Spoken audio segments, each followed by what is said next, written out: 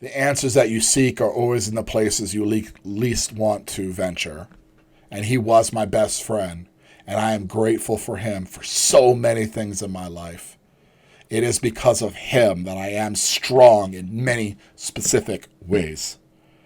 And yet he's sitting in a jail cell right now. Justly in a jail cell. I'll add that. But at the same time, it's like, if I ever reached out to him, I know he is not going to be that individual that I remember. It's the mistake Barrett makes here. He thinks Dine's going to be that same person.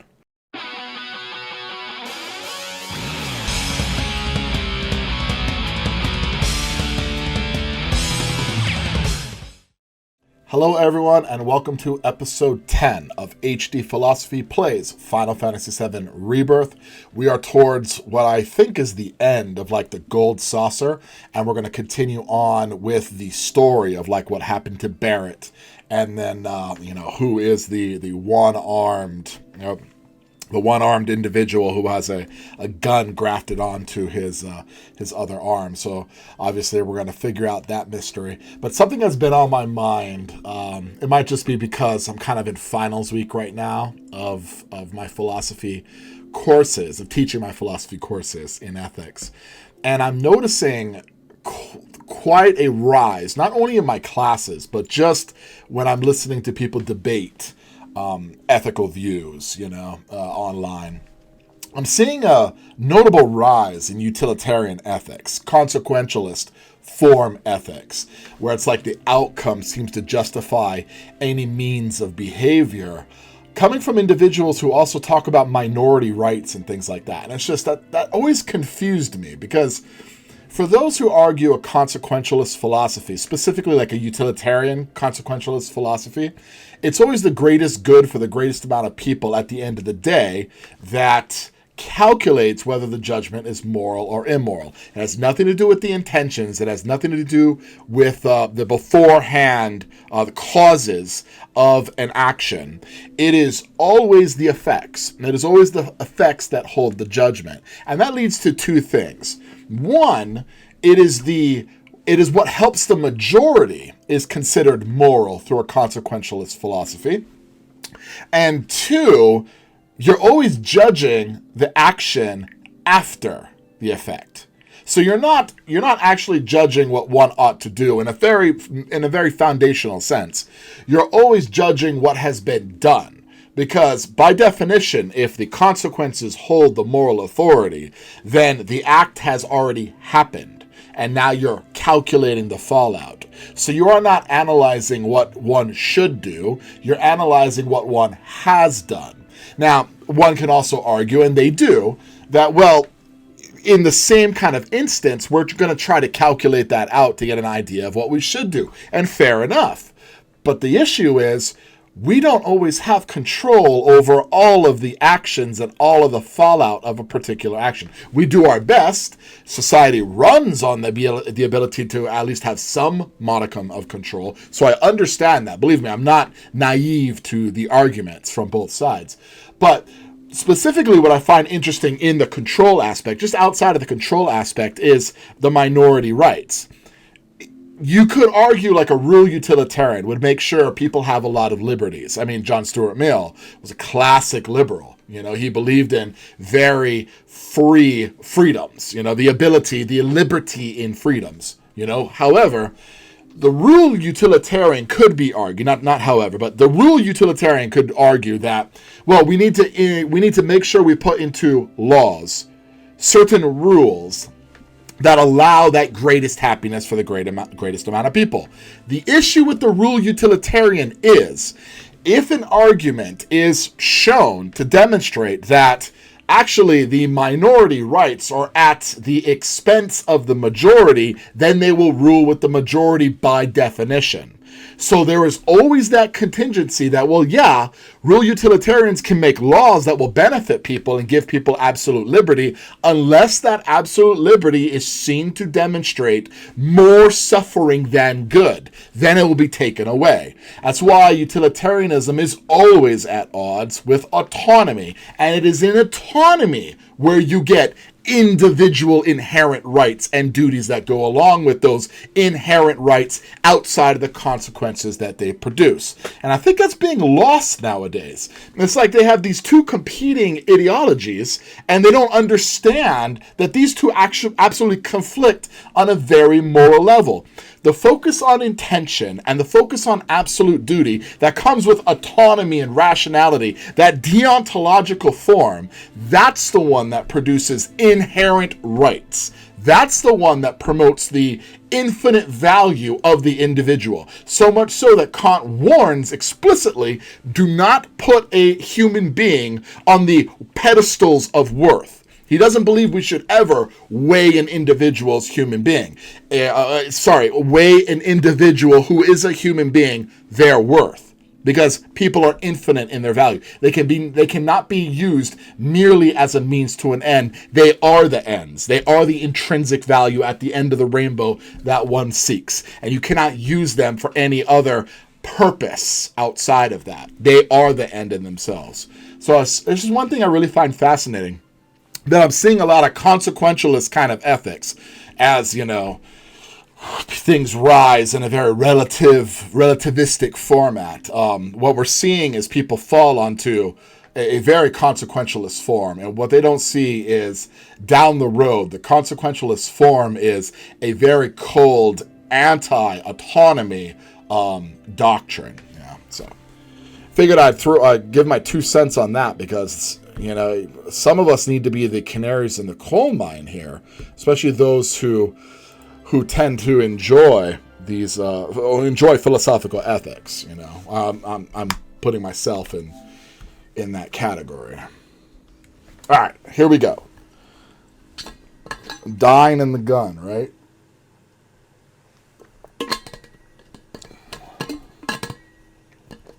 I do find it fascinating that the other issue is you are basically calculating, you are basically trying to determine the act that has already been completed and whether it's a moral act or not. And then you rely on that very iffy cause and effect, as David Hume pointed out, in order to move from there. All right, so right now we have to feed Pico. Talk about a side mission, right? So here's the main scenario, gearing up for the race. And I guess I have to leave in order to get the food.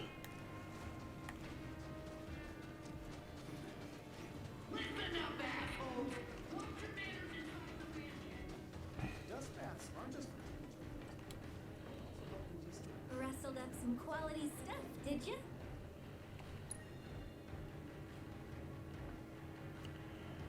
I don't even remember wrestling up a thing. Still hungry. It's a start, but nowhere near enough. I may have gotten that from the cards, yeah.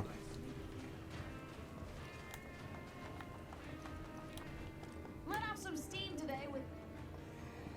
Yes, yeah, I completed that, and that's where I got the Silka screens.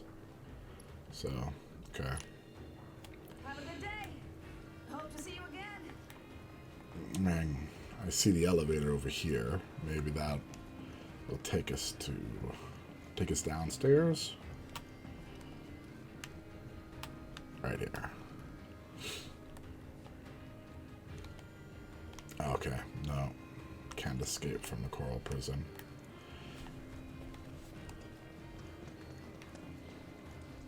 This is also really interesting here because this is basically representing a place that that has been subjugated for a very long time. So we could definitely get into how people define racism nowadays in the subjugation. It's like these people who are clearly on the outskirts of society, they have no power right here.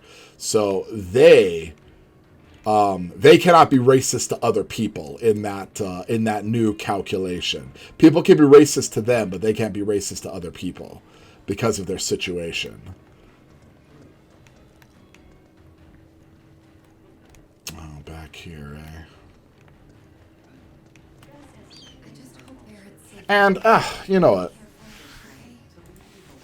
because this is, as I said before, this is for my grandkids and my kids and people and trying to pass down my wisdom in any way possible. Racism, as it used to be defined, was just making a judgment based on somebody's skin color. It is very recent times, in modern times, the definition has been reformulated to include power, a power dynamic, something that's being pushed against now. And I hope my grandchildren who watch this, if they ever decide to watch all of these right here, I hope by their time they understand that the definition has come back to the original, because I see a big inherent problem in that distinction. Right now, the idea of racism is just judging somebody on the old definition before this modern definition was just judging somebody based on their skin color. Making a judgment, a characteristic, psychological judgment of an individual based merely on their skin color. Extremely illogical. You know, that's one of the best arguments against racism. It's pure illogical, you know? So, I don't know anything about someone just because of their skin color. They could be the sweetest people on the planet. They could be the most vicious people on the planet. I literally know nothing about them. Their skin color is as inconsequential as their eye color, you know? You know nothing about them based on their skin color. Making a judgment used to be the racism, but now postmodernists have added a power dynamic. Now, the reasons for it, I'm not going to really get into. I see the arguments that people make that the reason they're changing the definitions is so that one class cannot be racist towards another class based on that power dynamic. I find it to be absolutely absurd. Like, if you are in a perceived position of power, then like no harm can be done to you in an institutional atmosphere.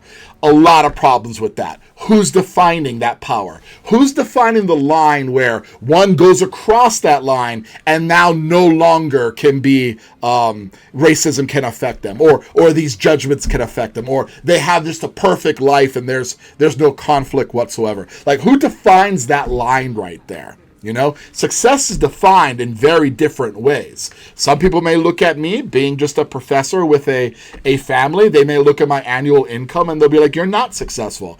I find myself to be successful in that I have accomplished what I set out to accomplish. I wanted to be a professor of philosophy. I'm aiming at full professorship very shortly. In fact, I'm at the 3rd tier of professorship, 1 tier away from being full professor. That was my goal. That was my job, coming from a little town in Hilo where my parents didn't even go to college, and I was staring down mechanics or logging as my future, you know? So in that way, I find myself successful just because I set out to accomplish what I wanted to accomplish. Now, other people, though, would say that that's not being how much I make per year. As you can imagine, professors don't make as much as, as I would say like 5% of the nation. You know, I'm obviously not in that top 5%, possibly not even that top 15%. I don't know. I would need to check the figures on that, and I don't really find a lot of interest in checking those figures. But, you know, I went with the conversation, and then I'll be talking about percentages. So, you know, obviously I'm not going to prepare for it.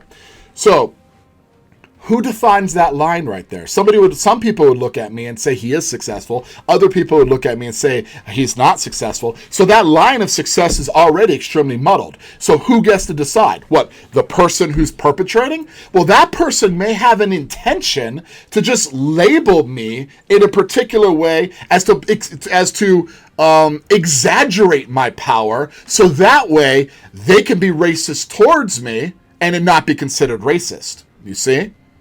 And I find that fascinating because I grew up in Hilo, Hawaii. And you look at me, and maybe some of you would say, oh, he's clearly more than just European. I am, for the record. I am actually Hawaiian, Portuguese, Chinese, as well as German. So people would look at me and be like, no, he's too white right there. And white is powerful, therefore nobody can be racist towards him because of his esteem. I can tell you very much, being raised in Hilo, that there was a strong amount of racism perpetrated towards me because I was never dark enough for the Hawaiians, not my Hawaiian friends, but for the Hawaiians. But also at the same time, I was too dark for the white people that were in my school as well. So I was basically Cher's half-breed, for those who enjoy Cher's music. So who gets to define that? Who gets to define where people like me or in my situation would fall in that dynamic?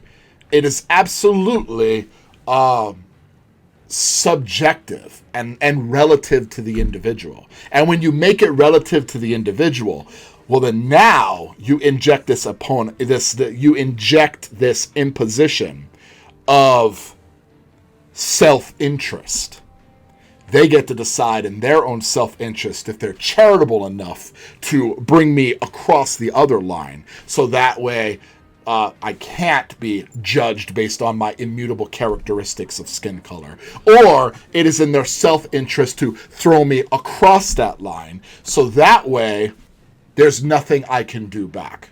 That's one of the biggest issues with this new definition. And one thing I'll add before I continue on with Final Fantasy. I was raised in Hawaii with my uncles. And God, I love them right there. My uncles, when we used to sit together, and yes, underage drink, when we used to sit around together and drink with the uncles, there were people of different skin colors across the board. Tahitians hanging out with Samoans. Samoans and Tahitians hanging out with Asian people, with white people, with Portuguese people. These uncles were a melting pot. That is basically Hilo culture. And they would make the most racist jokes towards one another. And it was the funniest thing we got to hear. But see, that was Hawaii culture right there. Hawaii culture. Maybe a little bit of Hawaiian culture, but more importantly, local culture. This is before modernity. This is old local culture. And old local culture was, they made fun of those things right there. And it wasn't considered racist, but it'd be highly considered racist nowadays. But, and this is kind of demonstrating the absurdity of the claim, this is the old Hawaiian way. This is the old Hawaiian culture to make fun of these things. You folks would call it racist nowadays, but what about respecting their culture? What if it is, a part of their culture to make fun of those differences? Now you are forcing them to believe in your culture norms. You're superseding their culture norms based on the modern claims of racism and modernity.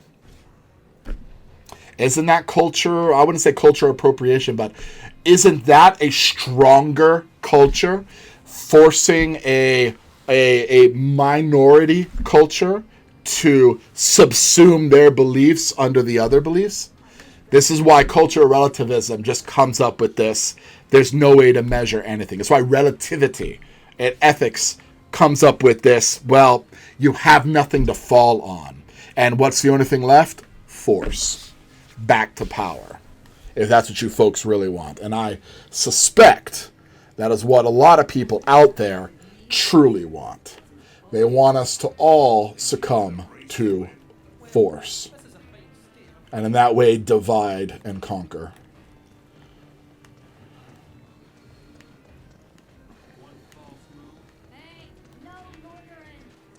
Okay, where am I going to find... And I can't open this yet. I already tried. But for you folks, you can share. See?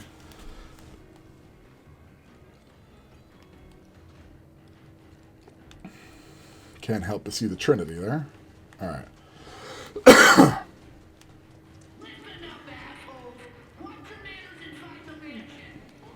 So am I supposed to get all the greens from, like, inside Corel Prison?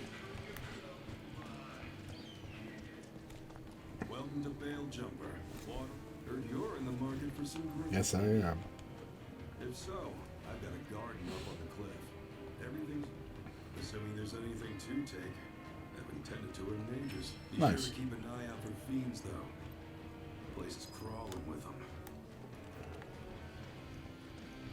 Okay, that an unattended garden is this way. Yes. Okay. Very good. Who are they talking to? Oh, wait right here. Leave the green. We don't want to get in the way. All right. Here we go.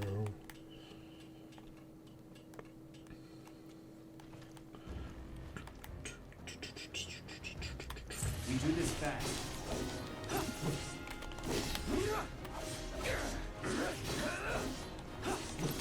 No holding back. Let's do this.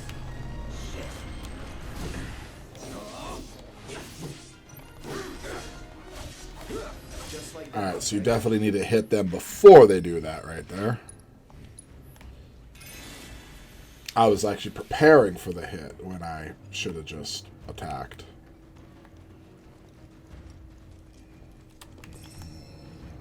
And then, yeah. Okay. Is there a third way? No. All right.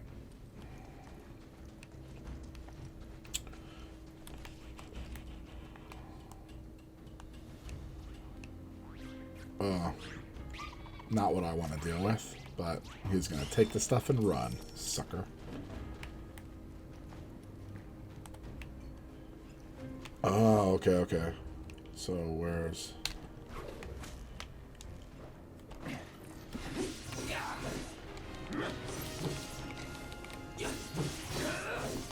that'll do. Try this.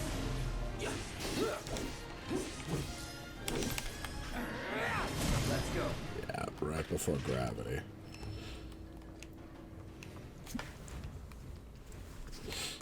Climb.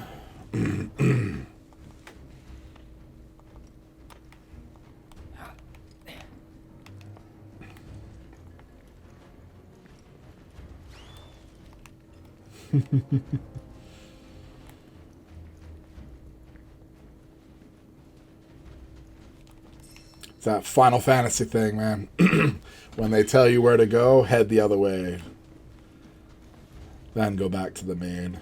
It's always like this push and pull between main scenario and where you should go to get extra stuff.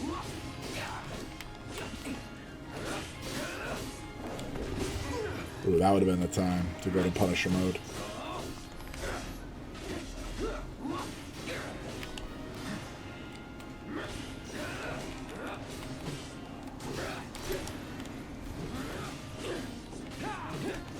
What is he weak to? Oh, I haven't assessed yet. Oh, where is my assess? Did I must have taken off of him. I'm gonna need to make sure it's back on there, because now I'm guessing. That wasn't it.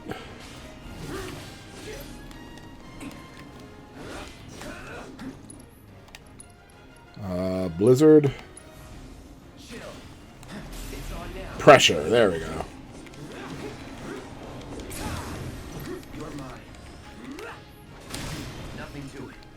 Okay, so let's... Okay, now, geez, when did I take that off of him? When did I take the assess material off of him? I can tell already it's not there. So luck up, steadfast block, HP up, fire and ice, wind, fire, healing. So let's take the luck up and get our assess back. Oh, because assess was maxed? Was that the issue? That might have been the issue right there.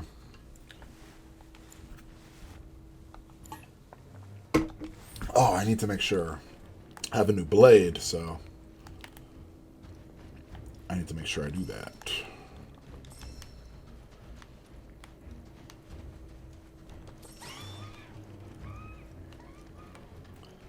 Damn. Yeah, for those who missed that discussion, my focus of these philosophical meditations, my intention is going to be, because I kind of realized that it was a dual purpose, is to both show, not show, but have some fun discussing the philosophical classics with you folks, but also at the same time, I'm going to treat the information I want to pass down as if my grandkids are saying it, you know, as I get older in my age.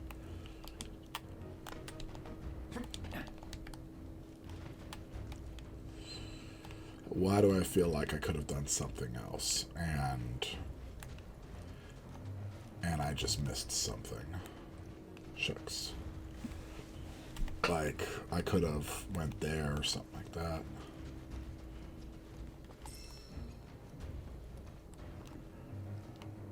Wait.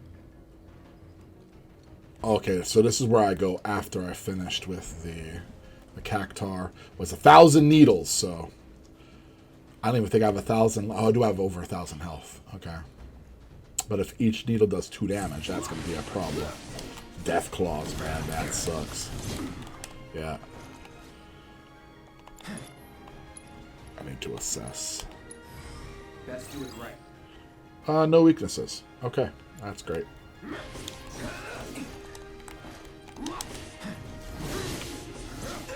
Ooh, yeah, it's such a big hit when I hit. Nope.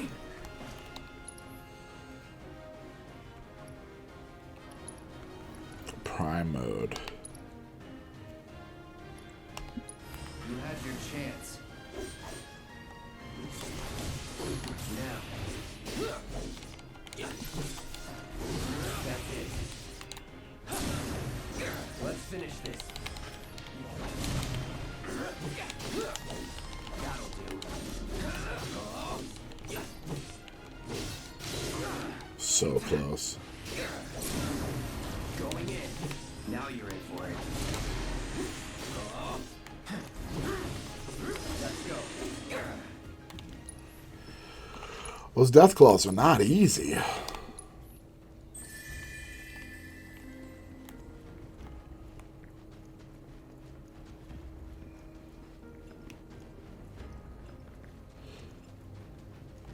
Bring it. I was hoping that would stay in more. Oh!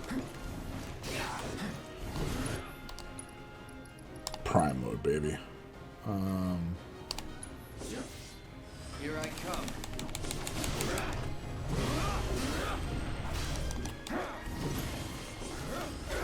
Is that it? Oof, that gravity. So I should probably make sure I'm healing after every round. I'm clearly not doing well anymore.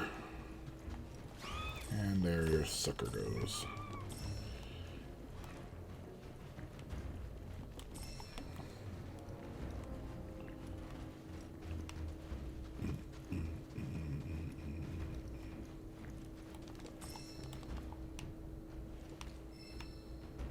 Poison materia. Is that a hint as to what is to come?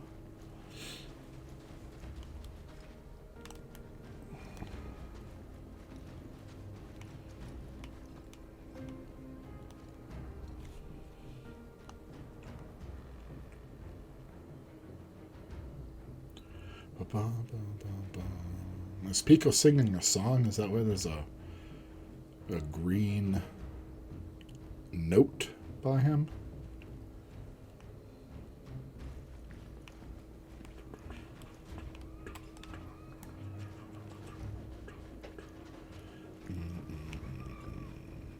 And here we go. That's a lot of needles, man.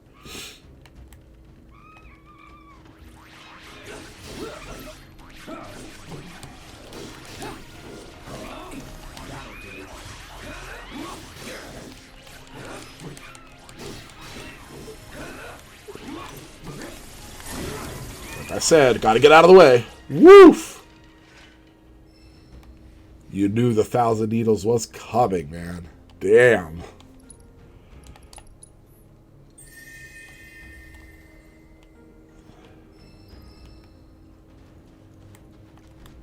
I knew it was.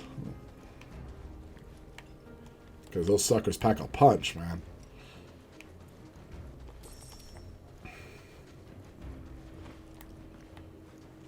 So what was that other one then?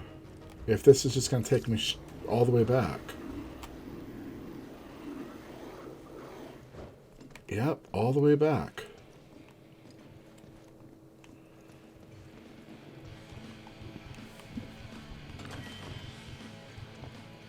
4,000 gil for my trouble.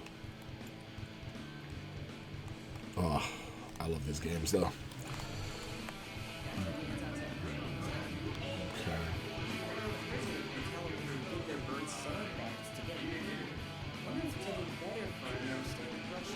So it's the people that worked in the zombie inn. They found their sound. And more importantly, people who actually want to listen to it.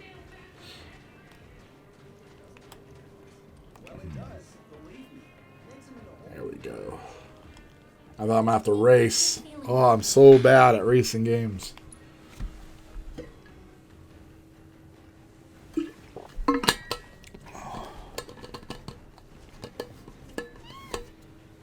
Oh, not there yet. Better now, but we could get him in great shape with a touch more. Oh, wow. How come y'all get to eat veggies? It ain't fair. No one wants a run-of-the-mill chocobo.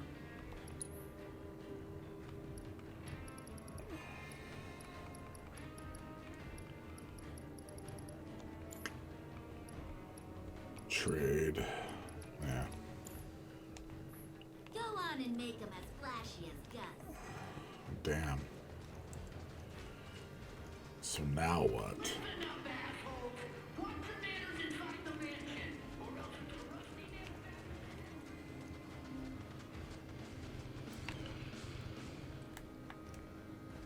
I don't sell to rule breakers. Be quiet or beat it.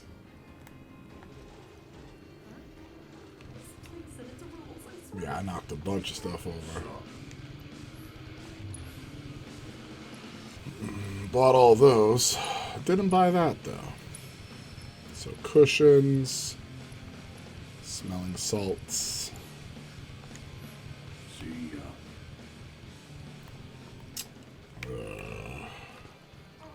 I'll get him that golden paradise. You look like you got gil to spare. Something over here. Okay. You, sir, have excellent timing. I'm conducting a seminar and would appreciate your help. And as thanks for your assistance, rest assured you will be handsomely rewarded. All you need to do is speak with my lovely pupils here. 4 of these folks are lying, while one and only one is telling the truth. Your job is to find the odd one out.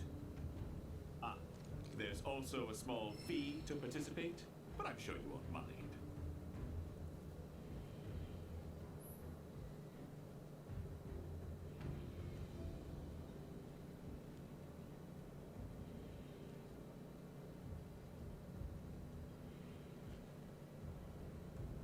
Oh my goodness.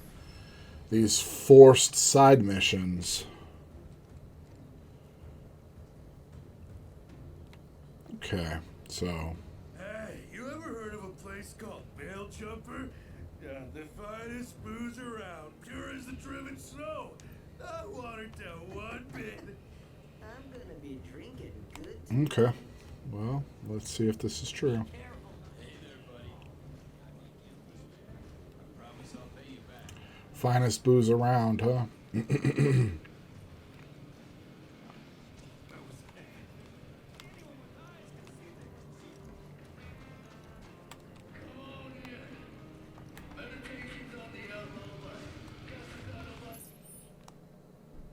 Oh, I need to get my footing. What is this? Map.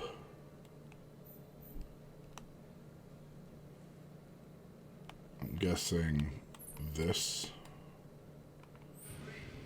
That. And then the front would be, I don't know.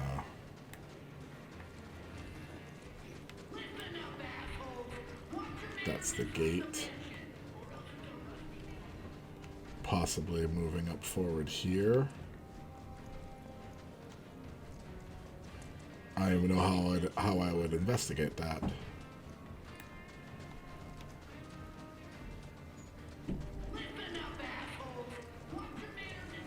Every time I pass by that, I'm gonna have to hear that.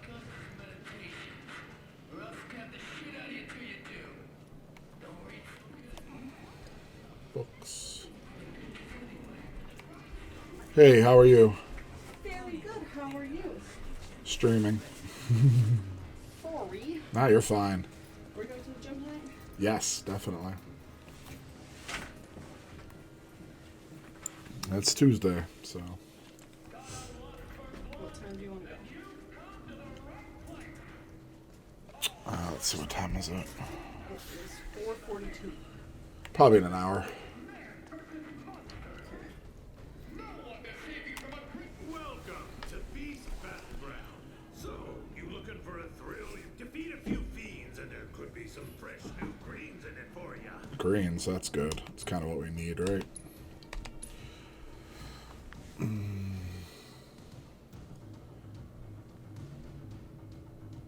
Yeah, I was looking at that map and I was like, what? Maybe I'm enlarging the map too much.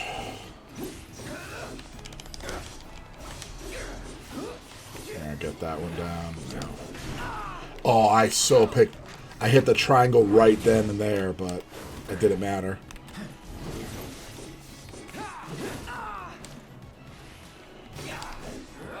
Triangle! No, okay, it doesn't work. Alright, well.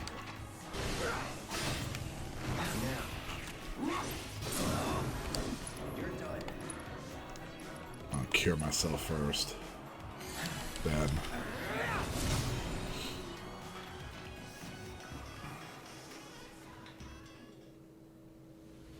All done. Oh, it's just one. Okay.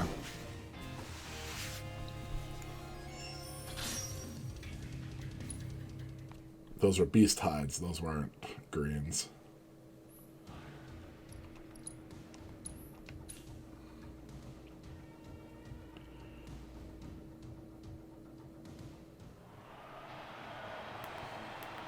Okay.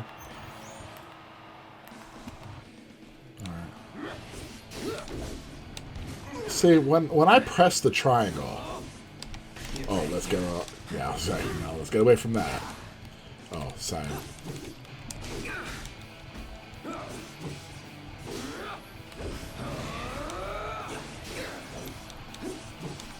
Nope. You gotta love the lock on that, huh?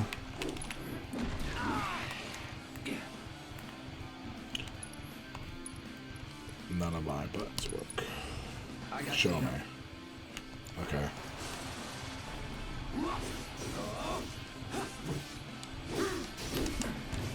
Okay, I need to, like, pay attention to when they're actually doing something. You had your chance.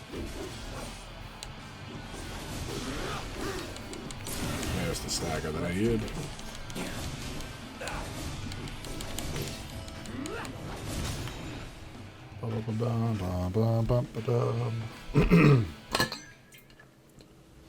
Just like that, okay?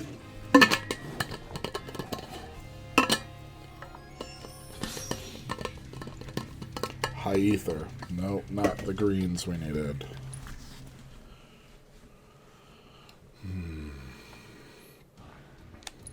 That one gives us the green. So this is the one we have to beat for the greens.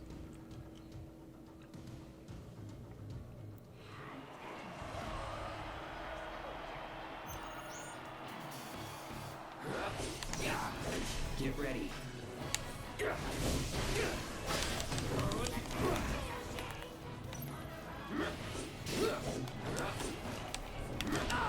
Oh, interesting.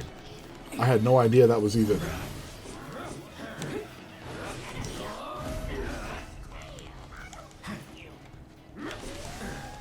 Huh. Okay, let's get the assess off. Fire.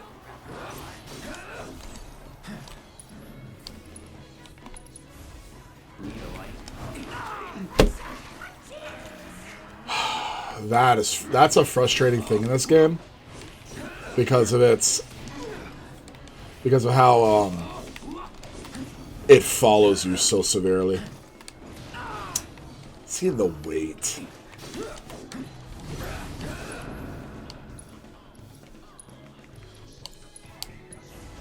Yeah, you knew it. I knew it. I knew it as soon as he looked at me that was going to happen.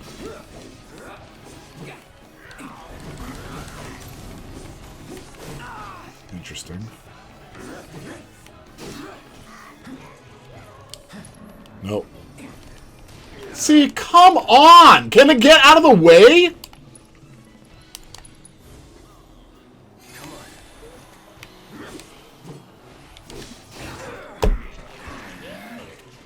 Damn it. Never again.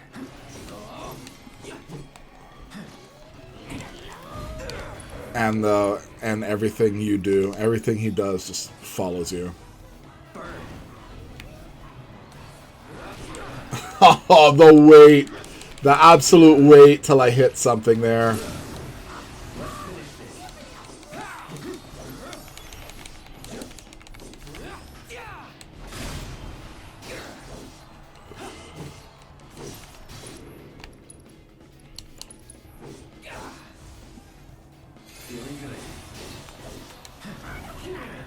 Oh, that full 180 turn, huh? To get that hit. Oh, that was play dead mode? Yeah, that was a play dead.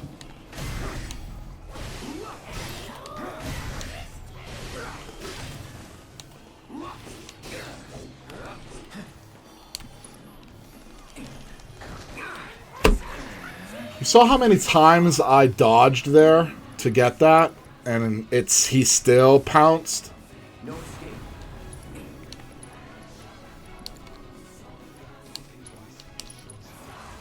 Time to burn.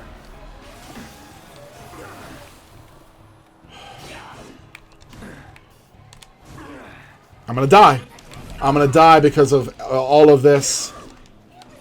Nope. Yeah, I'm gonna die because it's just he doesn't miss. Yeah, unbelievable. Between the not missing and between the pounce hitting no matter what I'm doing, that's so frustrating. It's like, what am I supposed to do? Sit around and just wait?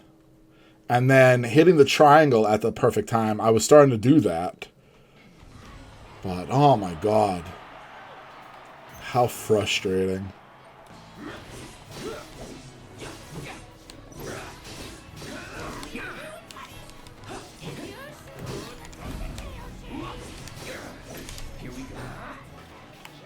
Come on.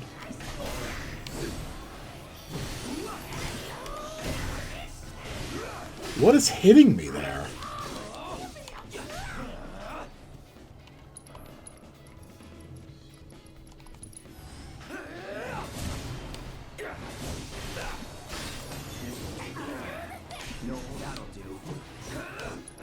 Okay, I think he's going for...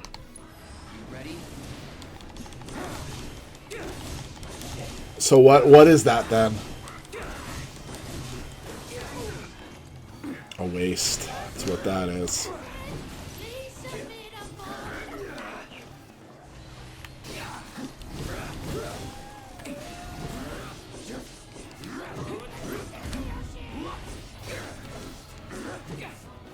Here we go.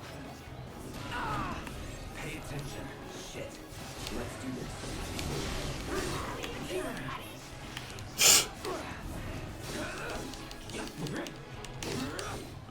Run. Yeah, you saw that, yeah. So long.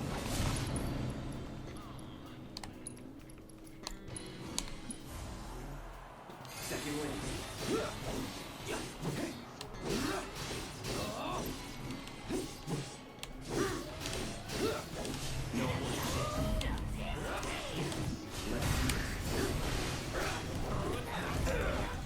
Missed.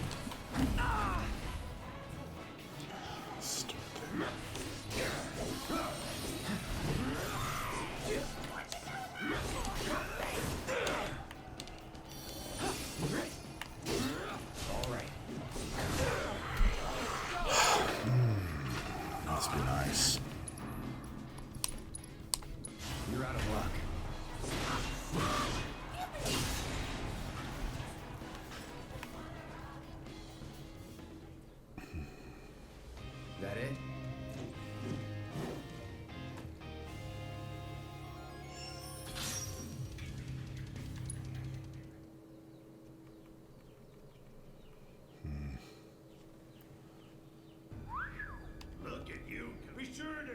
out some of our other contests too, if you're in the market. I'll take good care Alright, of there's yourself. something else. Above, I guess? It's my dream. Side missions for the sake of side missions. Side missions for the sake of side missions that actually don't do anything to the story itself. I'm sorry, but this feels like an absolute downgrade of Final Fantasy VII. This is like my cat stuck in a tree type of side missions, like in No talking allowed in the local weapon shop. what is that called? And that includes any shouts of surprise when you find out they sell elixirs too. The Spider-Man games. You gotta check out Garth's autobiography, Meditations on the Underling Life. It's at the local bookstore. That I can check.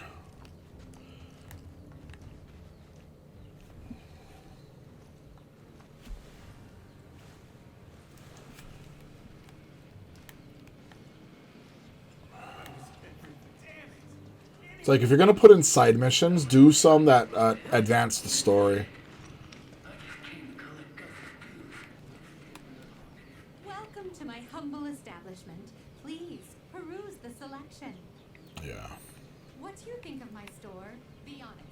It's the best you've ever seen, right? Oh, you have an eye for fine literature. That's the first volume of Solemn Gus's best-selling autobiography. Meditations. on the Outlaw That's Life. Solomon Gus, The though. tale of a lonely life. That's not what the guy Because said. You'd be a fool to miss this chance to partake of Gus's wisdom. He said somebody else. He didn't say Solomon Gus. The world in a whole So is that it? I got turned around.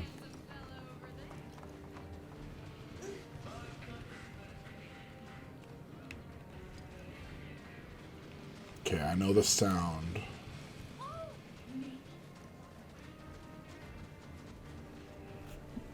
But he said Garth. Yeah, Garth's thing. Right? You gotta check out Garth's autobiography, Meditations on the Underling Life. It's at the local. Wait. You gotta check out Garth's On the autobiography, underling's life. Meditations on the Underling Life. It's at the local bookstore.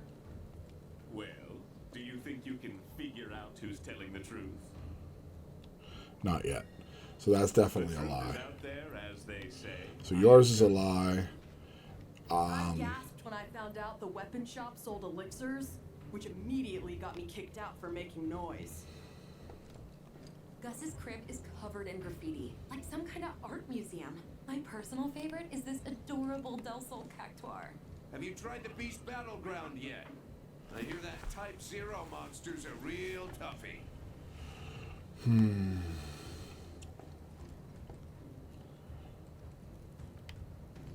Truth. Hey, you ever heard of a place called Bale Jumper? The finest booze around. Pure as the... Hey there, buddy. You want something? Bale jumper.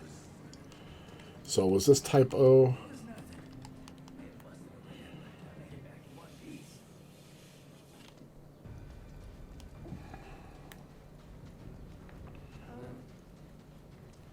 Kind of beat them all, but was the type O the toughest one?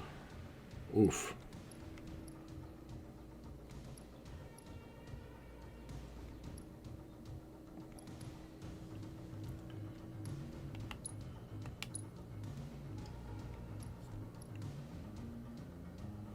How do you tell?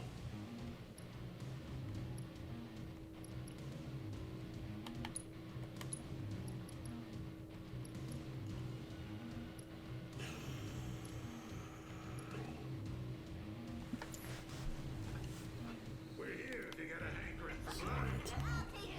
Maybe talk to somebody on the outside of it to see if there's the type O. Because it's the Beast Battleground, right? Nothing soothes the soul quite like howls of agony. It's my dream to be a caretaker of monsters.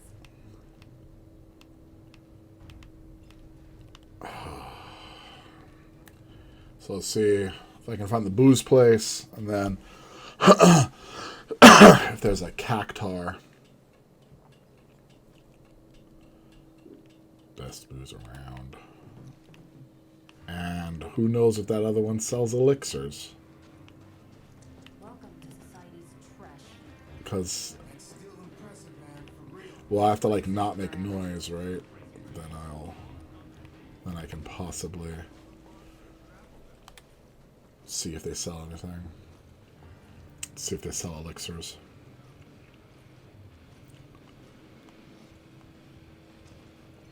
Mr. Chet.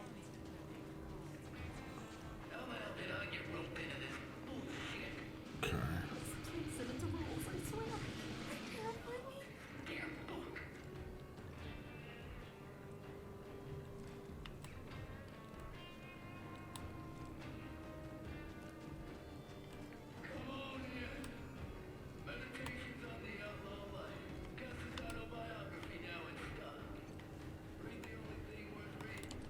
Make a peep and you're gone. That's a promise. He does sell elixirs.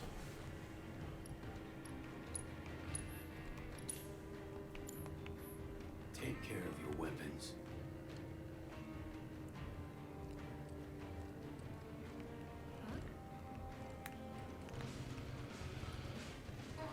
I'll get it that golden paradise. So I'm going to say yes to the guy who does sell elixirs. Which one was it? It was her, yeah? No talking allowed in the local weapon, and that includes any shouts of surprise when you find out they sell elixirs too. Yeah, she's right. So that's number 2. Well, do you think you can figure out who's... Yep. You gotta check out Garf's autobiography. Meditate. No talking allowed in the local weapon shop. Congratulations! Then beware my aspiring, but so long as you continue to train and apply yourself. Yes, sir. As for you, rest assured that I am a man of my And word. there's the green. Those greens are hard to find in a place like this. Quite the handsome reward, wouldn't you say? You think the gear Esther's got is any good? Ugh. Into the eye. Our boys want handsome bird, you know. We want equipment that'll accentuate his features. I feel like this is just modern storytelling right here. Like this is the way it goes. No need to say a word. I also happen to know that you've racked up a few QB wins. As its owner, allow me to express my... You did me a great favor. Take this as a token of my thanks. Another set of greens. Interesting. Before you go, though, I have some cards I'd highly recommend for a plate. You won't want to miss out. Well, I've bought them all. People lose interest. I'm a sucker for card games, though. By the way, don't breathe a word about That's actually true, though. So, there's this theory. I believe it was Jordan Peterson, the first person I ever heard this from, but it might have been like Jaak Pensep's work on rats. It's like there's a big rat. The big rat is the one who wins all the time, which is so funny because now that is a term that's used throughout my household where my wife will tell me, stop being the big rat, stop being the big rat. And now my daughter will like text me, stop being the big rat when we're at the fighting game communities locals on Wednesdays. And there's people who are new and they want to play me in Tekken and stuff like that. I'm just beating the dirt out of them. And I get texts from my daughter like, stop being the big rat. But so yeah, the big rat is the one who wins all the time. Now, Jaak Pensep, and I believe I'm saying his name correctly. And again, I learned this through Jordan Peterson, and I still haven't actually read Jaak Pensep's work yet. But the point is what the big rat beats the little rat has to invite the big rat to play again. Like the big rat cannot initiate the game. If he was the winner, he has to actually wait for the little rat to play games. And yes, rats play games. What's interesting about this, though, is if the big rat keeps winning, and it was something like if he doesn't let the little rat win, it was like 20% of the time or something like that, the little rat will stop inviting the big rat to play. Now, what can we learn by this? Well, I used to work in middle school, and I would see boys play all the time. And there would be boys who would just dominate the basketball court or the dodgeball or the foursquare. And the thing is when you have one dominant person, if they just keep winning all the time, people lose interest in playing them anymore, you know? So there is this dynamic where it's like, okay, do you want to win all the time or do you want to play as many games as you possibly can? Like you're stuck with these kids, the middle schoolers, they're stuck with each other all year, you know? So it's like, well, do I need to let somebody win in order to get as many games as possible? And it's almost like, yeah, you do. But then there's that other aspect of, well, do I want to lie? You know?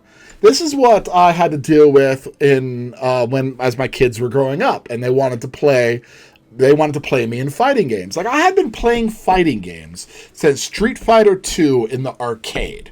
As we moved around the country, I would play at various local arcades, games like Street Fighter II, The New Challengers, and Fatal Fury Special, and Samurai Showdown, and Darkstalkers, you know? Like, I loved these games until I eventually just fell in love with the Marvel Versus fighting games.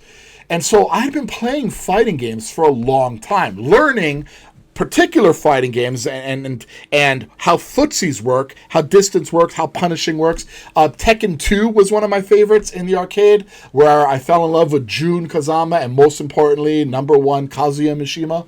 And it was like, I had all these years of playing, and yet I wanted my kids to fall in love with fighting games. So there was a fighting game tournament on my birthday held for me by my family where the whole family got to face me, and we had individual tournaments. And it was like, well, looking back to the big rat and the little rat, it's like, well, do I just slaughter all of them? Because even if I play at 85% of my capacity, I'm going to beat all of them. You know, because that's how fighting games work.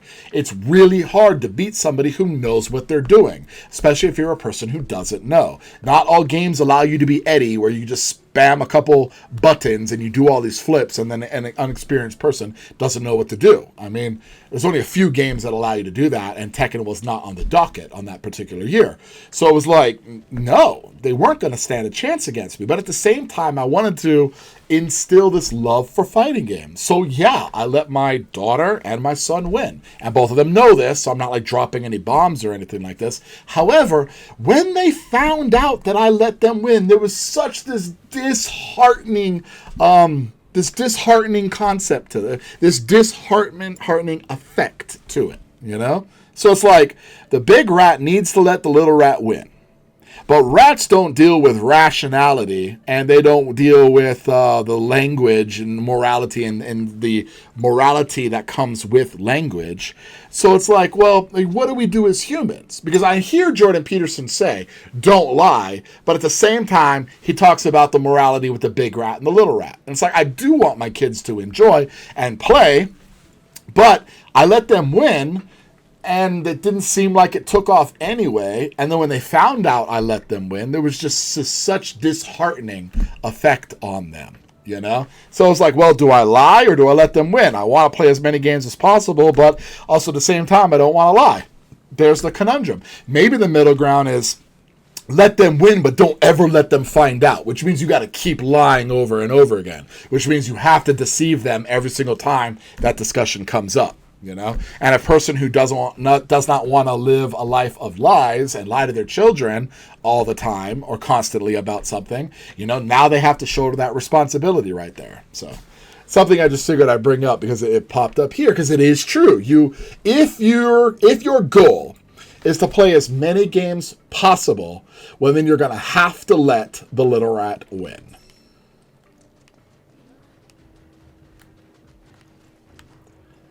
So it's like you folks need to make your decision there. Well, hello. Good to see you again.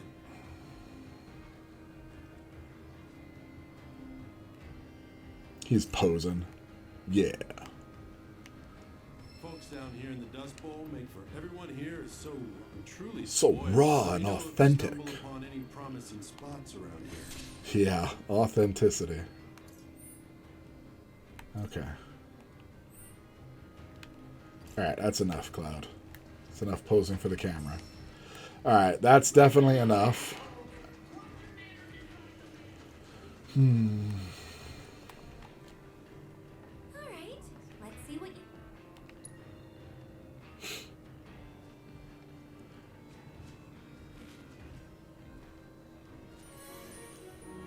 Alright. Old Pico's right as rain, and fit to hit the track. When you're ready to head up to the stadium, just speak to your babysitter over there. Oh, before you go, if you happen to have any more greens, consider trading them in for racing gear. Vegetables are hard to come by down here, so I'd be happy to buy yours. So, what kind of gear are you in the market for?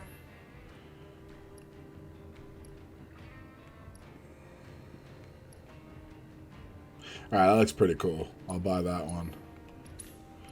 And I'm not sure about that one. You scrounge up more veggies, you know where to find me. Having trouble finding that? What about... Oh, that stalker gang. Bet they got good luck out there, cutie pie. Oh, so she actually lets you know. That's interesting. If you can't win, Pico's as ready as he'll ever be. If you can't win, you got no one. Pico's as ready as he'll ever be. Well, I want to put on the... Win, you got no one to There. win. Yeah, you got no one to blame but yourself. Alright, let's put on the hat. Oh. Although that headdress does look pretty awesome. And not so much.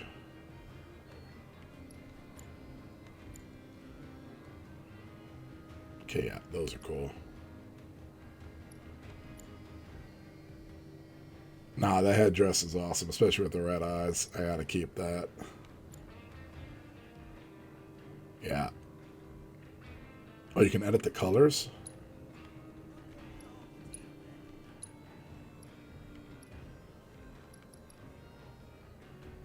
You can create a color set. Well, that's interesting.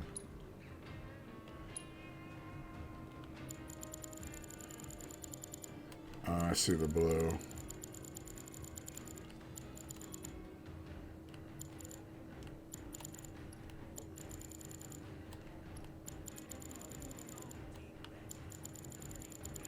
Alright, so yeah, let's go. First color black. Next color. Now, what is this taking care of? What is this changing? Just that.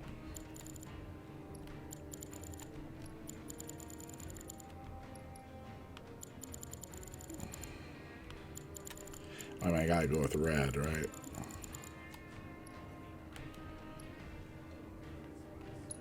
Confirm.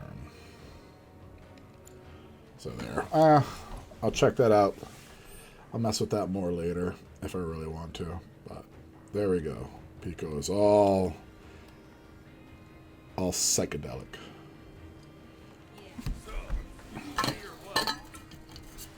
Yeah. Get this part of the story over with already. Actually, on second thought, I'll take him up top. That work for you? Say what? Fine. You want to go roll in the hay with this idiot? Go wild. And on that note, follow me. It's hard to believe this is the same Pico that nearly died in the desert. You should have seen him that first day, the poor boy. More dirt than Chocobo. Couldn't so much as give us a quail without coughing up sand. He's a whole new bird now, though. Might even have what it takes to win. Question is, do you? Even the fastest Chocobos can't win Jack without the right jockey. I've seen my fair share of promising birds wasted on riders. Why does he keep running into me? From a hole in the ground. Believe me, in the racing world, it's all about who's holding the reins. No pressure though. Okay, on you go.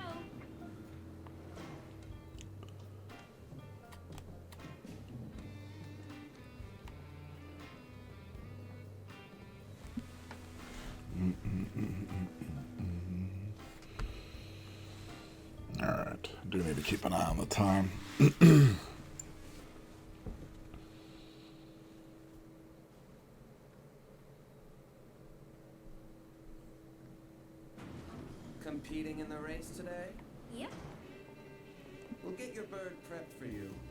sit tight in the jockey lounge. And no wandering off, okay? And suddenly we're gonna have to race some chocobos. Get that chocobo jockey card too that I need.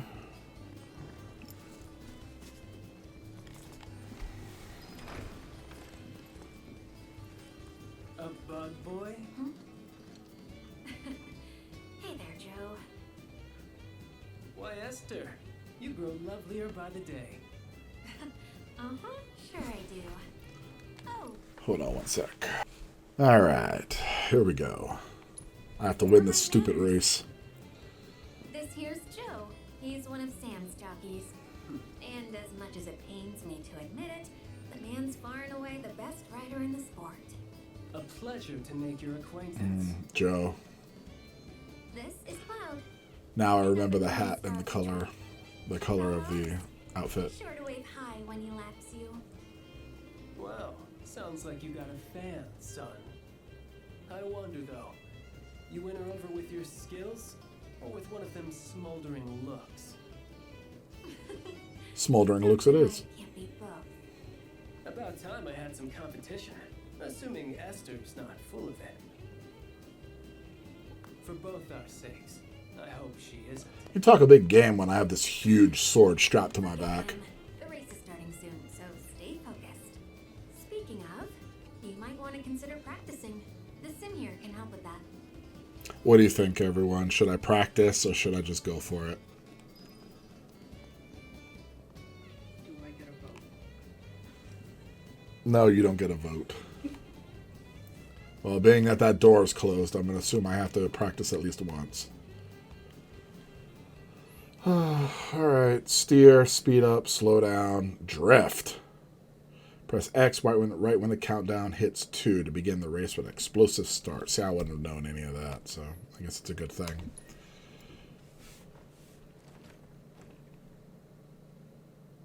Sort of like Mario Kart, yeah? When you hit the 2. Although I swear Mario Kart was like at the 1. Was that my explosive start? Collect the faster he'll run. Alright. Drift. Okay, that wasn't a drift. See, I told you guys I'm not very good. I'm not very good at racing games. Collecting red will fill your Chocobo's ability gauge. L1 to activate. Oh, man. And what are these? This is different, too? R1 for a short burst of speed. Oh, was that stop? Okay. Boom. So R1 to dash.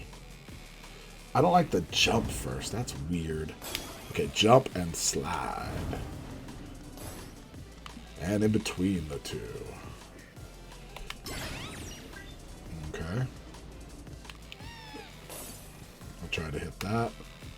Slide into the chocobos.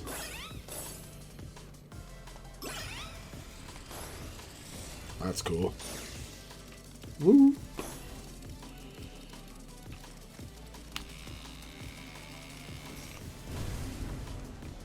Flame butt. I don't know what that's for.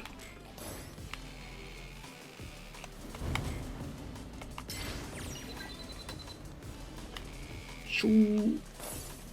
I tried to slide to hit both. Alright. Alright, get that. That. Got both. And here we go. Chocobo speed.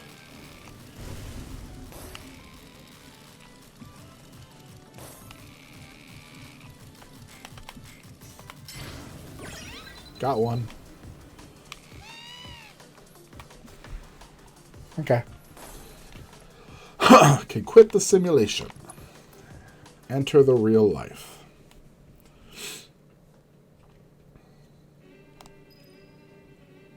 Alright, let's go. Hyperion is Joe's bird, and it's a fast and rugged son of a bitch. Things bred to win. Race will begin shortly. It's a rugged son of a bitch. Jockeys, please proceed to the paddock. You good to go? Yup. Hopefully Joe's not that good.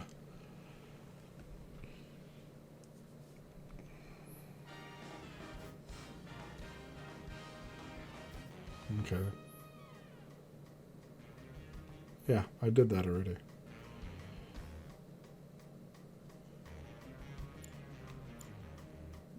So that... Oh, this stuff actually affects them? Okay.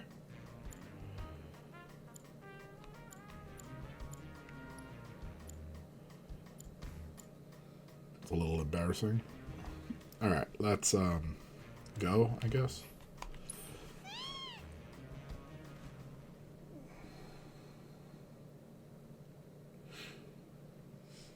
Alright, you're all ready for an embarrassment because I am not good at racing games.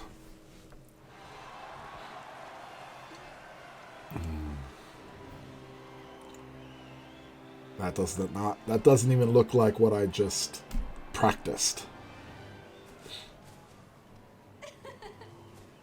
Oh, you know Chocobo Briggy is going to be a thing.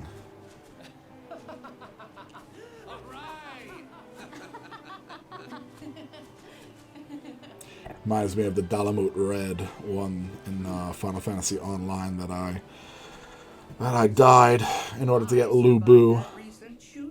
Those who know. You're not talking about the Colosseum, are you? Yes, I was there. Or I would have been had I not gone to the bathroom just before. That's amazing. You're so lucky. Aren't I just? Which is why I know my bird's a winner. Ooh, what a scrumptious looking parfait. And with plenty of butterscotch, I see. Bottoms up. Ooh. This guy is freaky looking. They did a good job. Got eyes on him? Oh, I'm fine, thanks. Do you know how hot it is out here? I'm melting. God, what asshole decided our uniforms had to be black? I'll be there as soon as I can. You freaking better. And bring something cold to drink. Or better yet, ice cream. Is vanilla No okay? vanilla. Seriously, I'm getting heat stroke over here. I'm gonna die. You want that? Do ya? Keep talking, maybe, right? Right, Rude? Wish you were here, partner. Alright, here we go.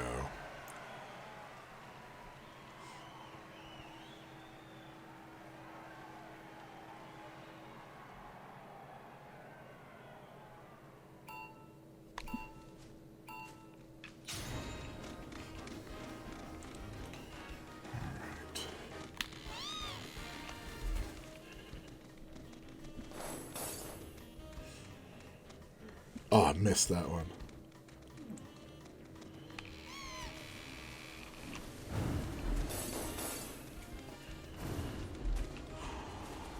Missed. Oh, maybe I got one.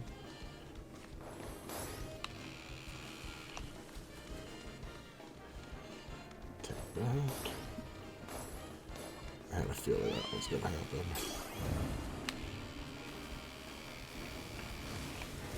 Take that.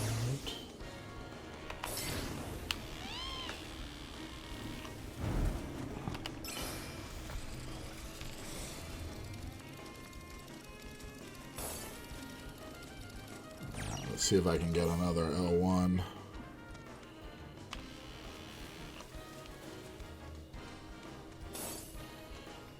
Oh, come on.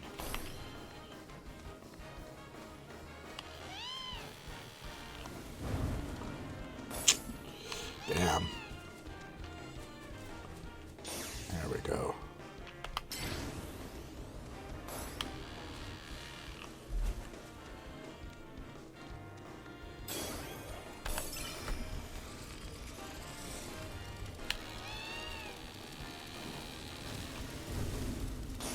Take that. Take that. Can I get this U? Yeah. Got that too. And right here for all three. Boom, boom, boom.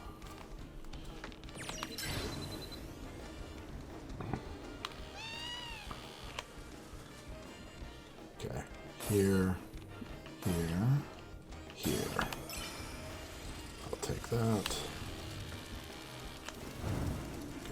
Get that. See if I can hit that. Got it. Unless I got one there.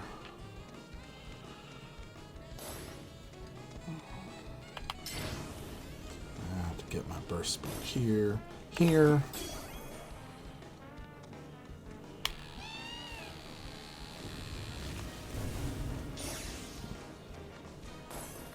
Get the U-turn here. R1 out of the U-turn.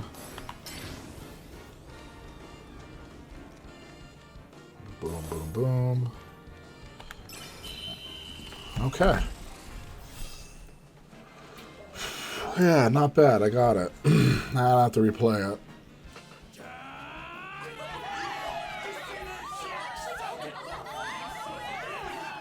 Hey, they're out of the cage. Guess they're benevolent enough to let them watch, right?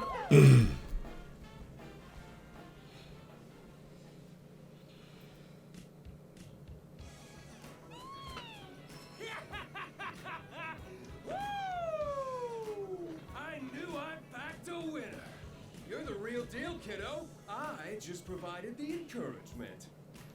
And thanks to you, my prison's gonna Some be a humility. palace. Good for you. Ooh, so frosty. But here in the desert, we like it hot, fiery, dangerous. Yeah, I'll bet. Now where's our guy? Easy, Snowflake. Solemn Gus is a man of his word. Are you scared I'll break my promise?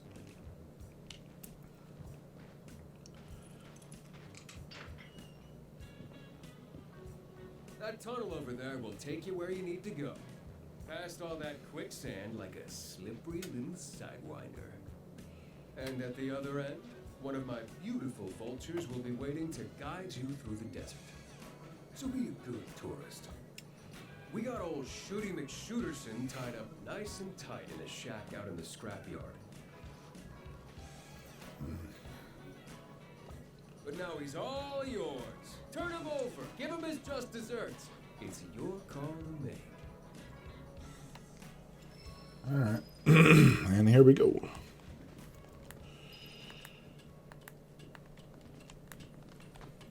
I can't slide down this quickly.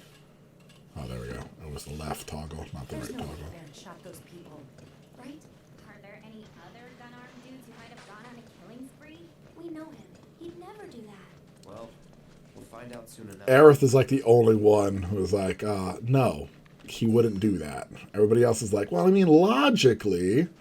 And Aerith's like, nope. He wouldn't do that. That's it. End of story.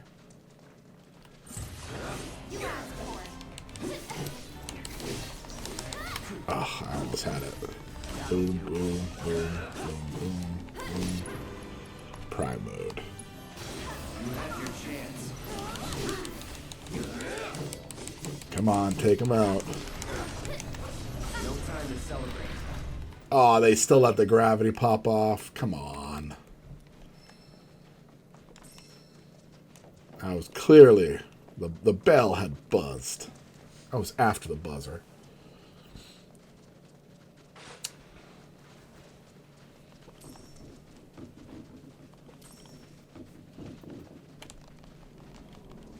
Oh, that's it. No. Oh, well. If I have no more, I better use something that uses sage. Mixed potion, mega potion. Plenty of sage there. What is this? I need oregano.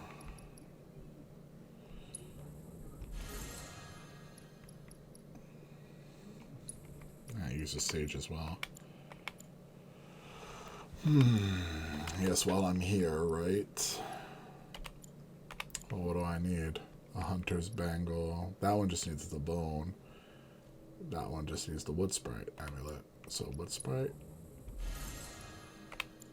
and enhance. Trying to go up a level, I guess. Mist mega. Okay.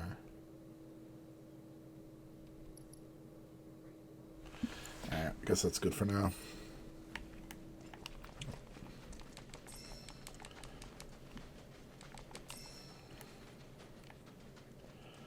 And we're out. So the condor is going to let me know.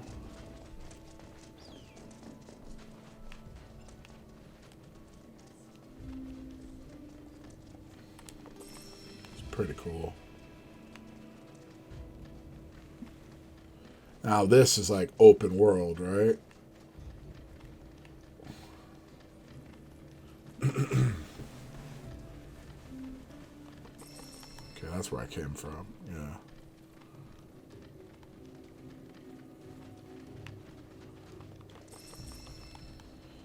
If they had kidnapped Cloud, would he be called Stabber person or something like that? It's like that guy was, so eloquent, so smart.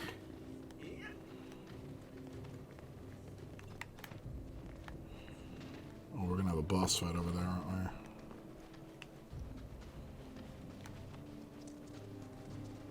Okay.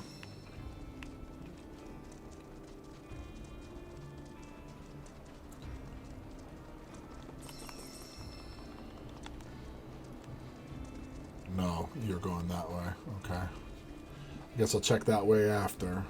Because that bird is telling me that way.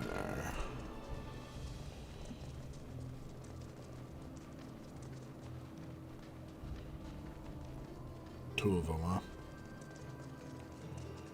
Oh, we're fighting. You know it. No.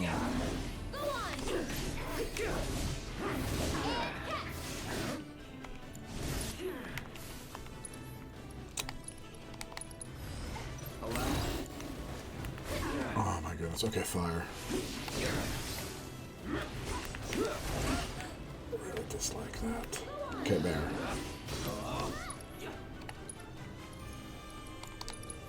Take it from here. Here goes. Yeah, gonna have to cure Cloud here. Can you take over? Let's switch it up. We'll get through this.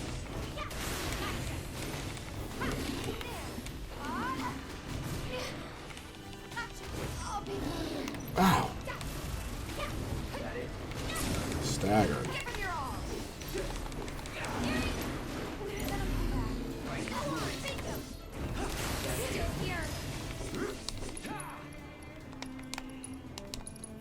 Need a breather. So it's my turn?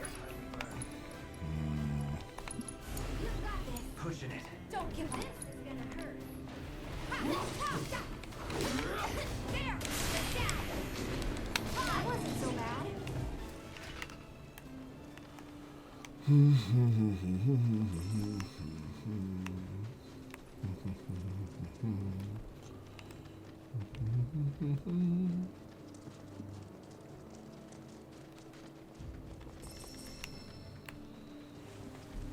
Ah.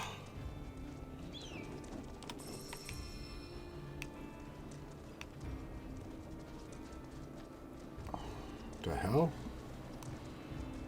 Just to swing all the way back this way, huh?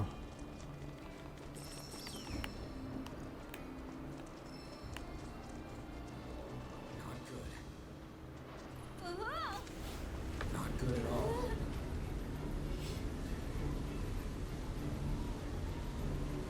Run! Damn it. This way! Barrett? Move!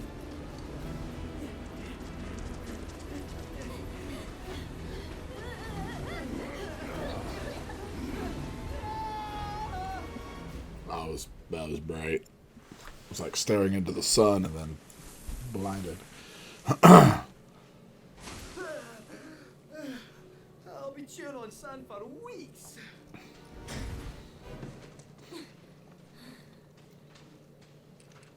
Thank God we found you.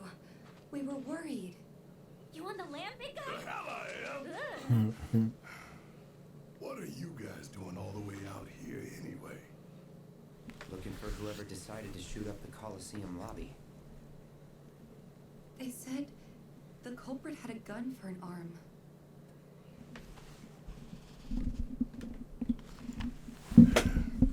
They did, huh? Tell me it wasn't you. Yeah, big talk now, right? Frankly, it might as well have been.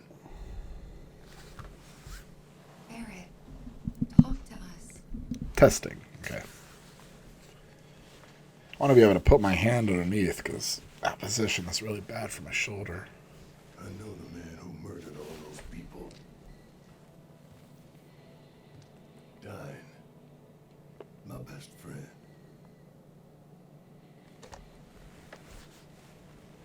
It was 4 years ago. The Corral reactor had just gone up. Dine and I had been to check it out, see what the deal was. But on our way back... None of this makes any sense. That explosion could have brought down the whole mountain. So where the hell's Shinra? That's a damn good question. Whatever. We need to get back. Tell them what we found. I'm guessing this is after the vote. God, no.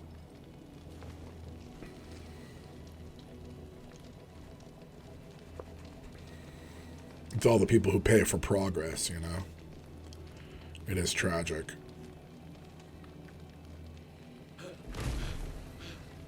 Hey! Nine! It's the mayor. It's Shinra. They just showed up and started shooting. Like right now, nuclear energy is the cleanest energy we got, but everybody thinks Chernobyl and things like that, you know? So it's like, they don't want that, but isn't there an aspect of the people whose lives are lost for progress? It's like, you're going to make it worth something, or are you just going to stop? Which in itself is a double-edged sword. I get that. You ready? For what? Still so quick to throw in the towel, ain't you? But at the same time, I hear like China is on its 4th generation of a nuclear reactor that's burning extremely clean and doesn't have the problems, obviously, that Chernobyl did. It's like, well, at what point does fear of progress become the very thing that is your undoing? I mean, you want to talk about a tale as old as time, right?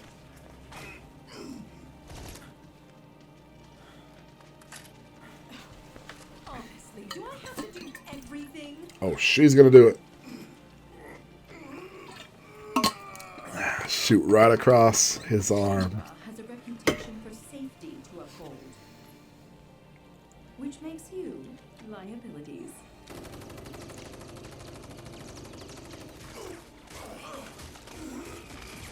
Oof. Oh, how very brave. Truly.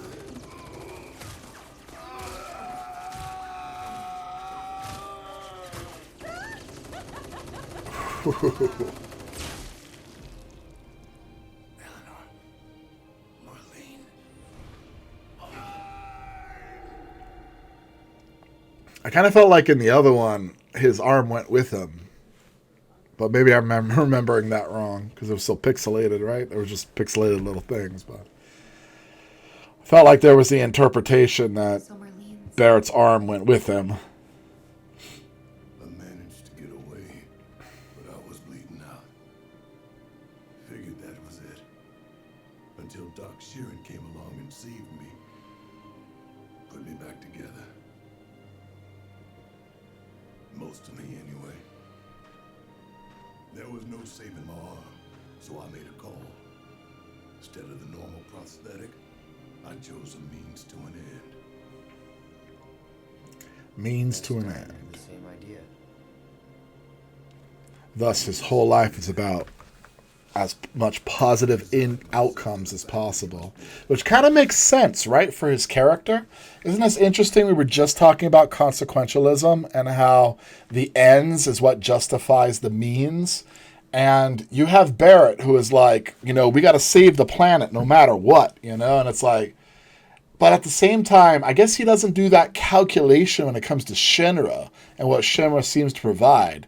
But I guess it's because his hedonistic calculation, to borrow from John Stuart Mill, his hedonistic calculus is almost like, well, the whole planet will go. So Shinra might be beneficial for a small minority, but at the cost of the entire planet, you know? So in his way, any means to make people aware of it, or any means to pull Shinra down, even at the sacrifice of, what was it, Sector 7, of all Sector 7. It's like, that's just a means to an end. It's sad, it's tragic, but he seems to be a pure consequentialist, in that realm. Although at the same time, I'm guessing there are limits to his consequentialism. For example, would he sacrifice Marlene? Would he sacrifice Marlene for his goal? I didn't say Tifa or any of the clan here, because I'm not so sure about that, but Marlene, would he sacrifice that child to save the planet? Consequentialists would say yes. A deontologist, a Kantian, would say no, because you'd be using Marlene as a means to an end. And if morality is to make sense at all, morality instantiates two things: the freedom to make the decision and the responsibility of that freedom. So for Kant, his categorical imperative, the moral laws that exist in the world come from the responsibility of rationality as a faculty to understand that moral law, and that which protects the inherent freedom that exists within each of us. So it's almost like that Platonic responsibility of rationality, because he believed the categorical imperative was the moral law that naturally follows from the logical presuppositions of a morality. So that's his Copernican kind of revolution. It's the moral law that must exist if morality is to exist at all kind of argument. So his is very duty-based. You cannot use a person as a means to an end, because as individuals, we have the capacity, if morality is to mean anything, to exercise our autonomy, to exercise or come into maturation of using our logic and our reason as it moves within that moral order. So for Kant, it was logic and reason as the faculties that allow us to gain or have an understanding of that moral order. But this right here is pure consequentialism, the means to an end. So that gun right there, it almost ends up signifying or symbolizing Barrett's internal moral philosophy as doing whatever is necessary to achieve his ends.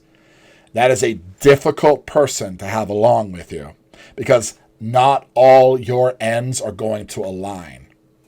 It was Kant who put in the kingdom of ends, as in every person's end had to work in harmony with the kingdom of ends. So each of our logical aims, each of our logical ends must work in harmony with each other at the end. Because again, everything for him was like logical consistency, so no contradictions. However, with a consequentialist, it's by any means necessary. So their end might not be your end. And if your end is not their end, will you become a roadblock to achieving that end? And then one does the hedonistic calculation. One thing I loved in The Walking Dead is that Dale, who was the old man, when everybody was searching for Sophia, the child, he said he hid away the guns to stop people from doing the math. And what he meant was that hedonistic calculus. For him, finding that little girl was a duty, an obligation that is above ends, above means, above calculation. But the longer it goes where they were looking for Sophia, the more people start to do the cold math to see if it is in fact worth the resources, the limited resources within that Walking Dead world. But if I'd known he'd survive too, So that's why Dine shot all those people? To get back at Shinra? I don't know. And I saw him at the saucer, saw the bodies and the bullet holes. But that's not who Dine is. Whatever his faults, he's not a monster. How do you know? How long has it been? If I can find him, talk to him, I know we can figure this out. Well, okay. What are we waiting for? off to find Dine. So you can reason with him. But is the implication that there's a third person with a gun and then Dine didn't do it? It's like, you have to contend with the fact that if it wasn't you, more than likely it was Dine. Now you have to contend with that, you know? Alright, Barrett has joined the party. And I think this is where we're going to leave off. Oh, I see it in the forefront. Okay, let's get to that right there.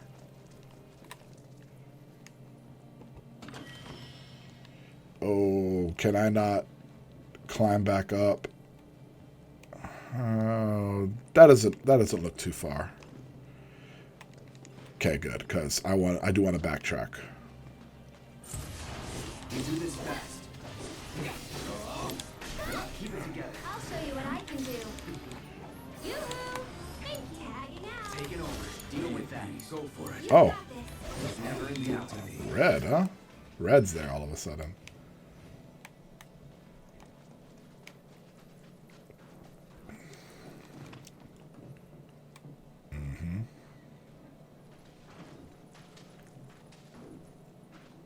You're sure he's here? For sure.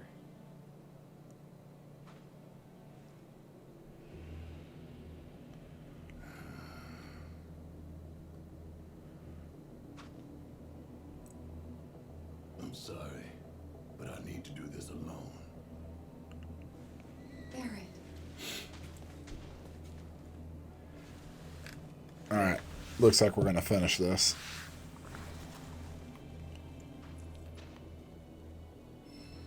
Okay.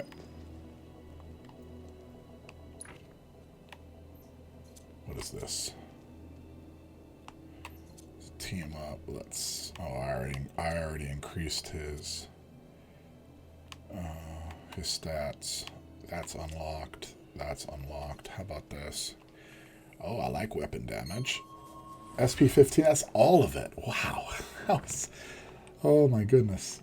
I do not go up enough for this. Come on, come on, come on.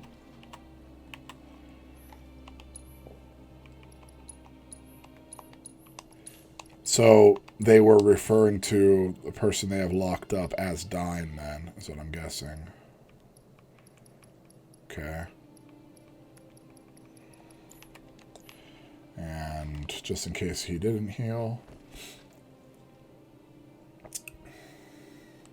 Alright, everyone, let's go do this.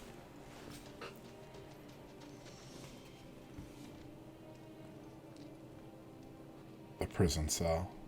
So it was Dine that they captured then. Oh. I'm gonna have to hide behind these when he shoots, right?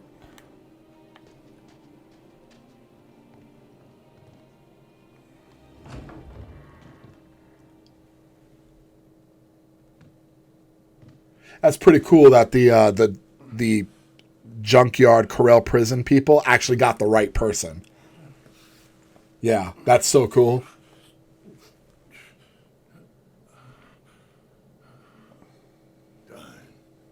That you? Hey, I know you. Dine. Hang on. I'll get you out of here.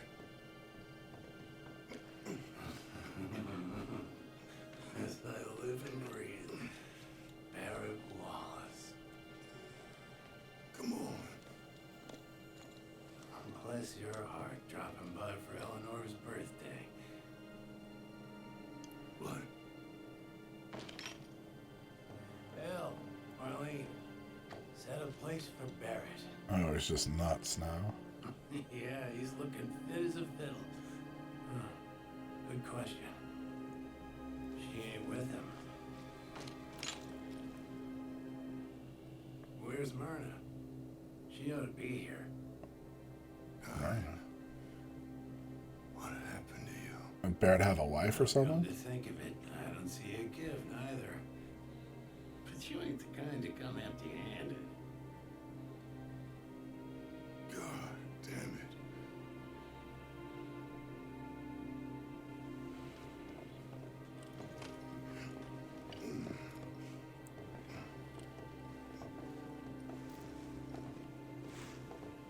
People still looking for Dragon Ball Fighters rollback games. It's impressive, the commitment.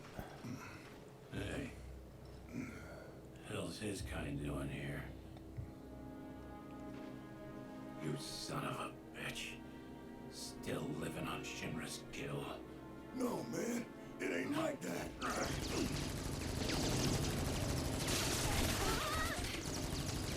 Dying! Stop!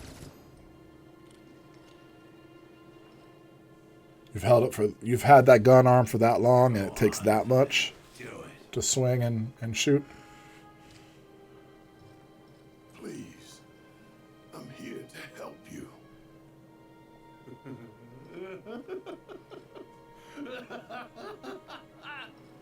You? Here to help This is kind of heavy. So I have a friend who I knew from when I was in high school. He and I were really close, like in paddling. For those who don't know, I'm talking regatta paddling in Hawaii. It's a 6-man canoe, and the two in the middle of the powerhouse. That's 3 and 4. And this friend of mine, he was number 3 and I was number 4. And he and I were competitors at first. He looked at me and just saw some white boy. And eventually, he and I would compete against each other. And I remember specifically we were doing a tug of war together. And he sat on number 1, faced me on the canoe. I sat on number 6 and faced him. And then you paddle on the same side against each other to see the tug of war with the canoe. And he and I went for what felt like 10 minutes, just going around in a circle, like going around in a circle, none of us moving across that line. And it was almost like in our competition, there was like this respect for one another. Like I did not like him. I would go so far as to say I hated him. And I think the feeling was mutual. But there was a level of respect that started happening between us. And then he started falling for one of my cousins. And the mutual respect turned into a friendship, you know. Now, I was always speculative of that friendship because he always struck me as a person who liked to use other individuals. And that would eventually come to fruition. But between that time, where I had that skepticism and then I lost that skepticism and then eventually he gave me a reason to believe in that skepticism. There was about 5 or 6 years in between that he and I were best friends. Best friends. He and I got stronger together. Those uncles that I alluded to before, that was his father I was talking about. I used to hang out at this guy's house. I used to sleep over at his house, and he would have a Hawaiian relative that was kind of like smaller on the ladder make us food. They actually called him Slave Boy out of derision. But you know, this is the what would consider the Bronx of other places, like the Bronx of Hilo that I'm talking about here. And this guy, he would be my best friend, and he would teach me. We would get stronger together, and he would teach me the ukulele. This right here. The thing that I play every so often as a tribute. This thing that I play at my family's once a year camping trip. We sing all night. He taught me how to play that. He taught me Hawaii and what Hawaii was like, because I was a military brat, and so I moved across the country, I moved across the world. But my father was from here, so he moved back here, and we were best friends. We drank together, we partied together, we got stronger together. He was my brother. Now, I fell in love with philosophy, and I left the islands, and I met a woman, and I got married, and he and we obviously drifted apart. And then, while I was getting my graduate degree, one of my other friends was on the run for the police for stabbing somebody. And one of my aunties just wrote to him on Facebook something to the effect of, "Well, pray for you." And I retorted with, "Well, I mean, he's innocent until proven guilty." And then I found out who he stabbed. He stabbed my best friend. Somebody I did not know he stabbed, but he stabbed my best friend. And all I could think of was, oh my God, how's my cousin doing? And I reached out to my cousin, and I was like, yeah, I know, I probably said that in jest, and I said that stupidly, where I was like, innocent until proven guilty, but I didn't know the rest of the facts of the information. Well, long story short, that best friend that I had left so long ago, and that we broke contact, and kind of like what Barrett is going through with Dine, well, he got really hardcore addicted into drugs. And just a few years ago, he got caught robbing someone with a gang of people that he was associating with, and now he's in prison. And every so often I think about him, because I owe so much to him. One, I feel like two minds of this. I don't know if I wasn't there for him, if I could have changed anything, but I doubt it, because in all honesty, I wasn't so important to him. He was probably much more important to me than I was to him. And, if his family and his kids couldn't do it, who the hell am I? So I don't think it would have changed our trajectory. It would have changed mine. I might have been sitting there right next to him in the jail cell. I don't know. And I don't tend to look back with that kind of motivation, because I wouldn't want to give up the things that I have now. I love my family. I love my kids. I love my father. I love my situation. So I wouldn't want to give up the things in the past to change what I have now. But every so often I think about visiting him in the jail cell that he is in now. The answers that you seek are always in the places you least want to venture. And he was my best friend. And I am grateful for him for so many things in my life. It is because of him that I am strong in many specific ways. And yet he's sitting in a jail cell right now. Justly in a jail cell. I'll add that.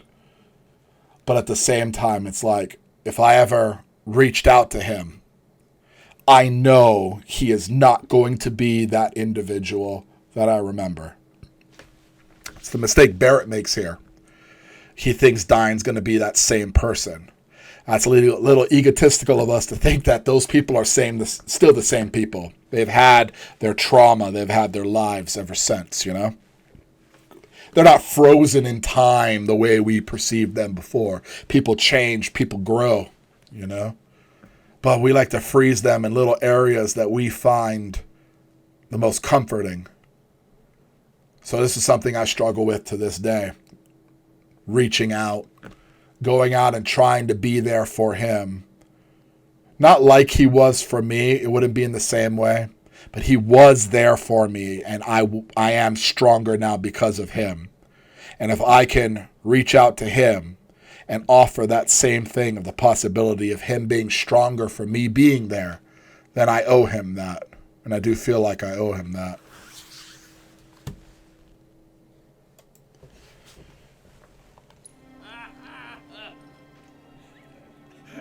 He's here for you, to take the load off your shoulders, right?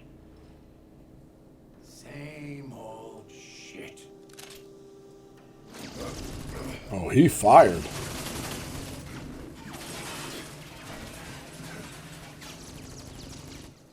Stay back.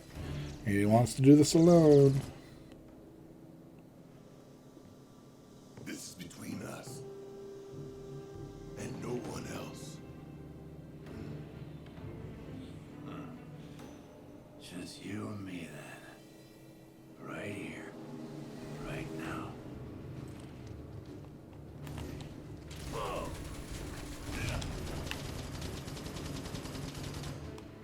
I thought you were here to help me.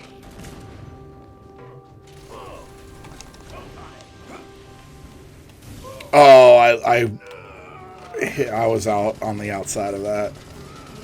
Yeah, because if you are not skilled enough,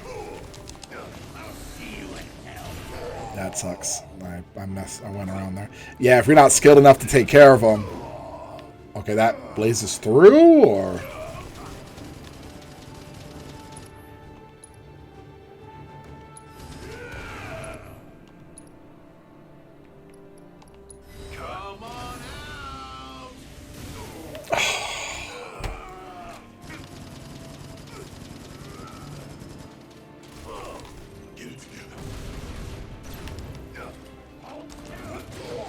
Okay, so I'm having a hard time understanding what these things are for because I've hit him behind them and he's pierced through with 2 particular shots already.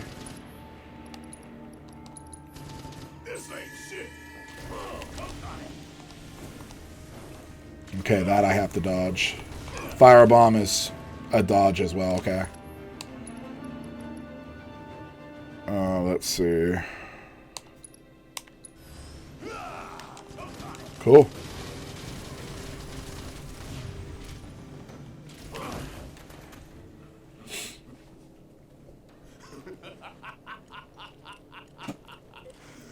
The best Sorry. of friends together again. Isn't it beautiful?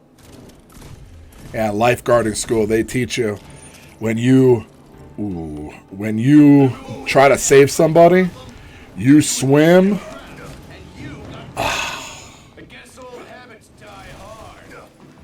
Wow. Okay. There he goes again, our fearless friend.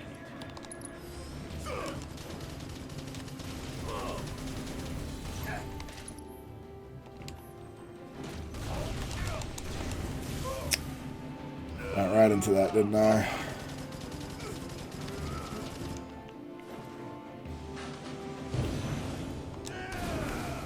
That was good.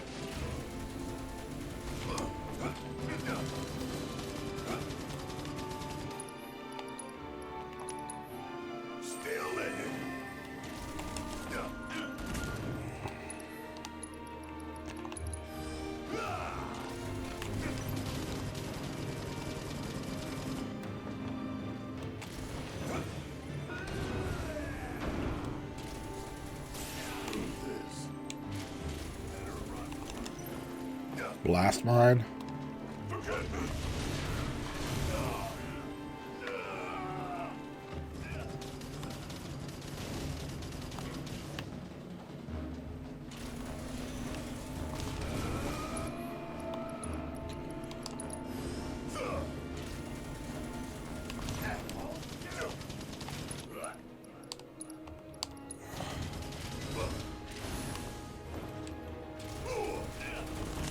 Ooh, good shot.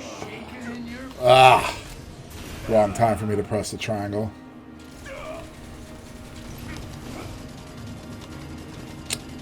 Man, I'm running way too far.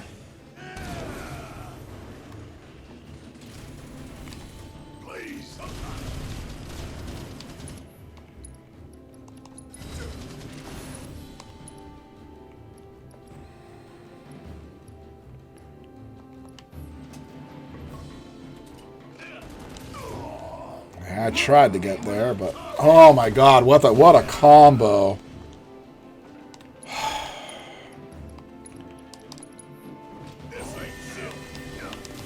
Man, that I need to be far away from that.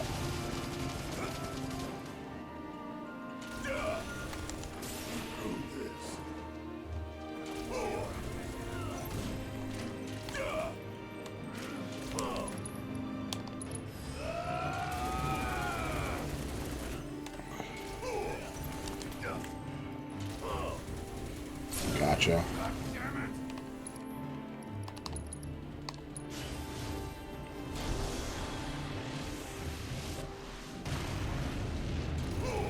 Wow, that didn't do much.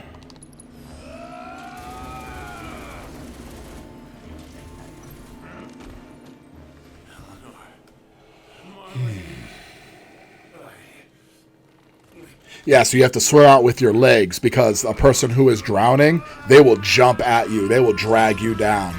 So it's almost like, what is this going on? Is this like living inside of him or something?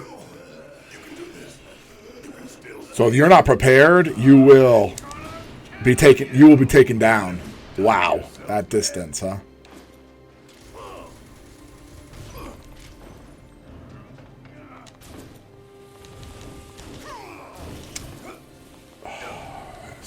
This is stupid. I'm sorry.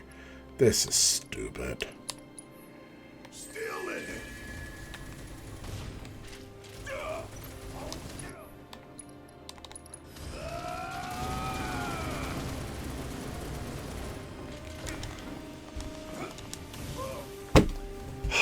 Paralyzed wave changed.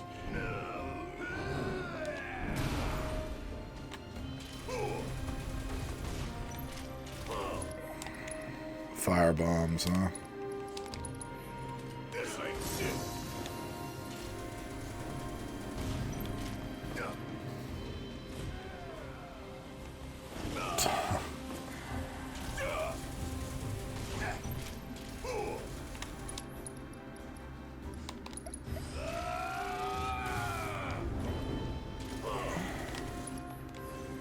Whoa!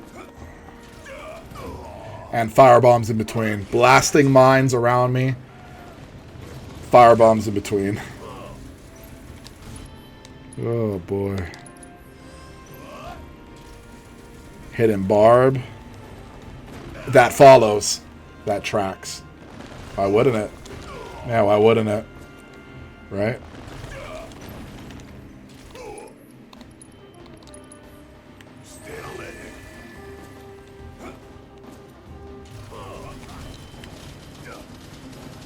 There's nothing to hide behind anymore.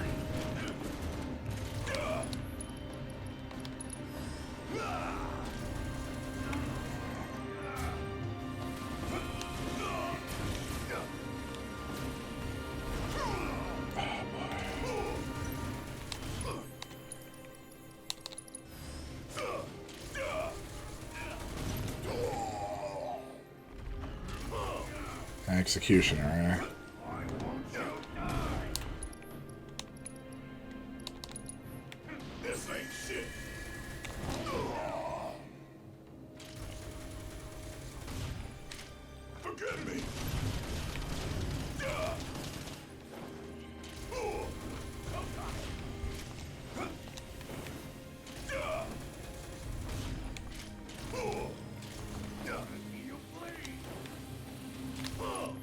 Let's see. Where's my 2-shot? Maximum Fury.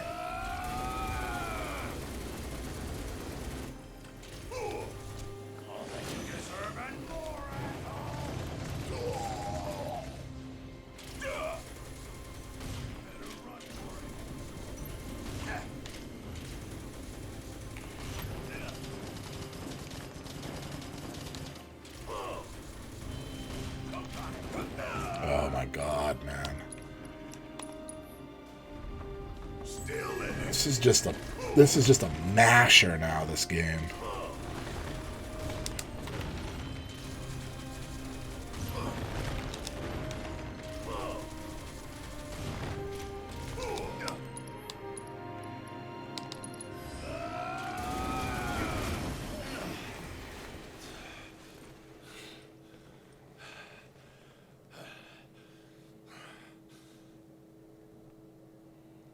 Get on with it. No, Don. It's over. Over? You think this is over? This ain't even close to over! Then end it. Kill me. I can't live like this anymore. Barrett! Stay away! You'd like that, wouldn't you? A way out. But where's that leave me? Huh? I thought you wanted to help your own buddy.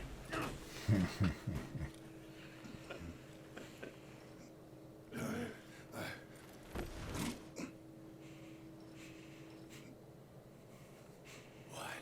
No wise words?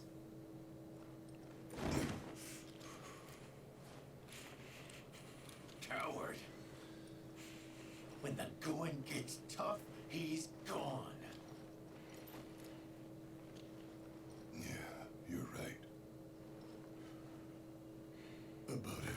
And that's his sins, right? Barrett's sins. I should have never believed him.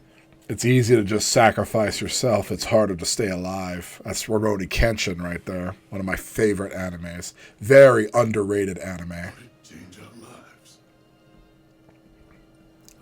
That was like season 1.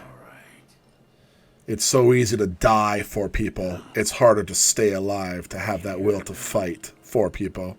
Eleanor, as clear as day. Begging me to stop. Give you the benefit of the doubt. Saying you ain't done nothing wrong. But then who's gonna answer for what happened? Oh, I know. Shinra! Always Shinra! Oh, where'd they come from?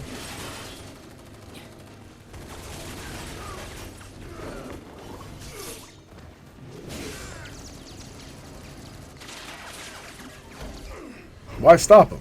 We've been fighting Shinra the whole time. What is it different when his bullets are shot?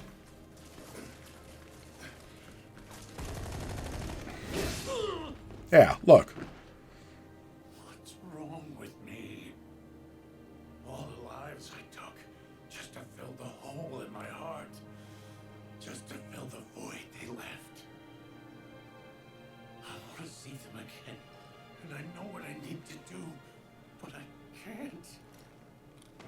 He thinks they're dead. Just can't. Well, one of them is. And Marlene isn't. Eleanor and Marlene are waiting for me, but I can't bring myself to join them. Marlene, she's alive.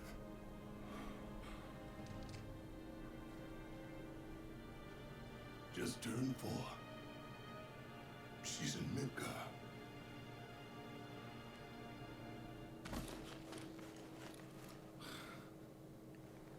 Look at that. She's got her mommy's eyes. What a daughter can do to a man.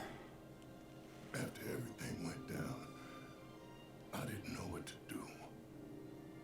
Myrna was dead. And I figured you were too.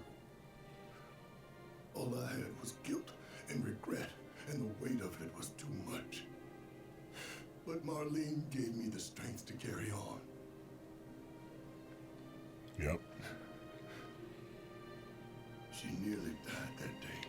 If y'all haven't seen that video where that guy is like, I just worked like a 9 to 5, or like I just worked a 12-hour shift, and he's driving to his house, and he's like, and this is what gets me every single day. This is what makes me move forward every single day. I'm going to drive and I'm going to pull into my garage right now, and there's going to be a little girl waving at me as soon as I pull in. And sure enough, he puts the video there. He pulls in, and then the door's already opened. As soon as the garage goes up, the door's already open, and there's this little girl just waving at him right here. And now it's becoming a meme where it's like you have the girls on top talking to like the Chad guy saying, you don't feel a damn thing. You didn't feel anything when Leonardo DiCaprio died in Titanic. But then they show that little video and like all the men crying right there. It's like, it's absolutely, man. A daughter is a father's heart, man. And they're the ones that just keep you going, man. House was about to come down when I heard her crying.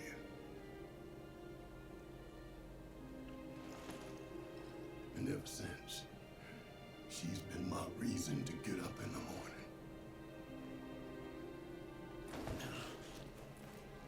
You took my baby girl from me. Well, that turned quick. You knew she meant the world to me. You knew, and still you took her. That's not true. You took everything from me. Everything and everyone. Dang, we can go see Marlene right now.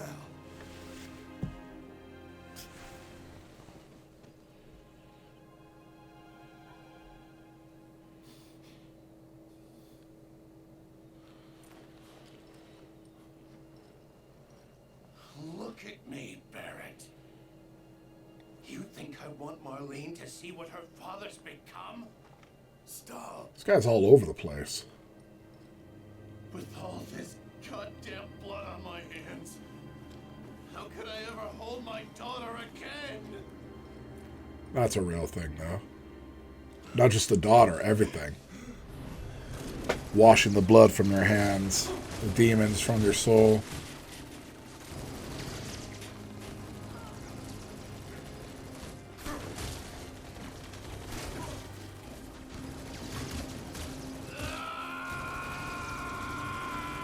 He's got a little bit of that Brian Fury in him, yeah?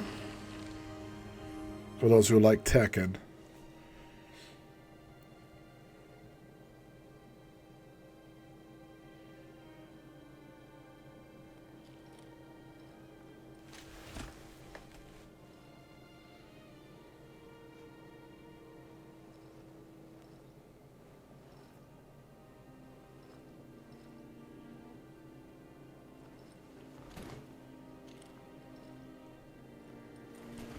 Didn't he fall off a cliff in the original Final Fantasy?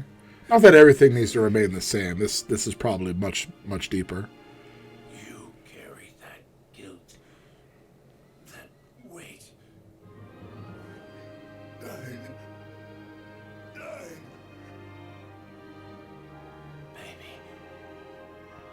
Oh man, this reminds me of like Cloud, right? This is what Cloud was going through with Zack.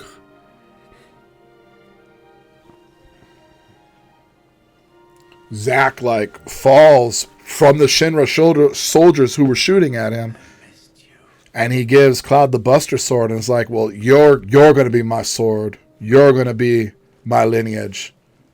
And Cloud shoulders that. I mean, that's what fathers do for sons, right? The sons hold their sword, they hold their lineage, their pride, their battles. It's like, now it's your turn to take on my battles, son. Move that forward. It could be what we're seeing right now as another boss comes over. Well, this is where we're going to end, though, because I kind of went over where I wanted to go. And we're going to have to start off later on exactly right here. Yeah, so it's going to be a boss battle immediately.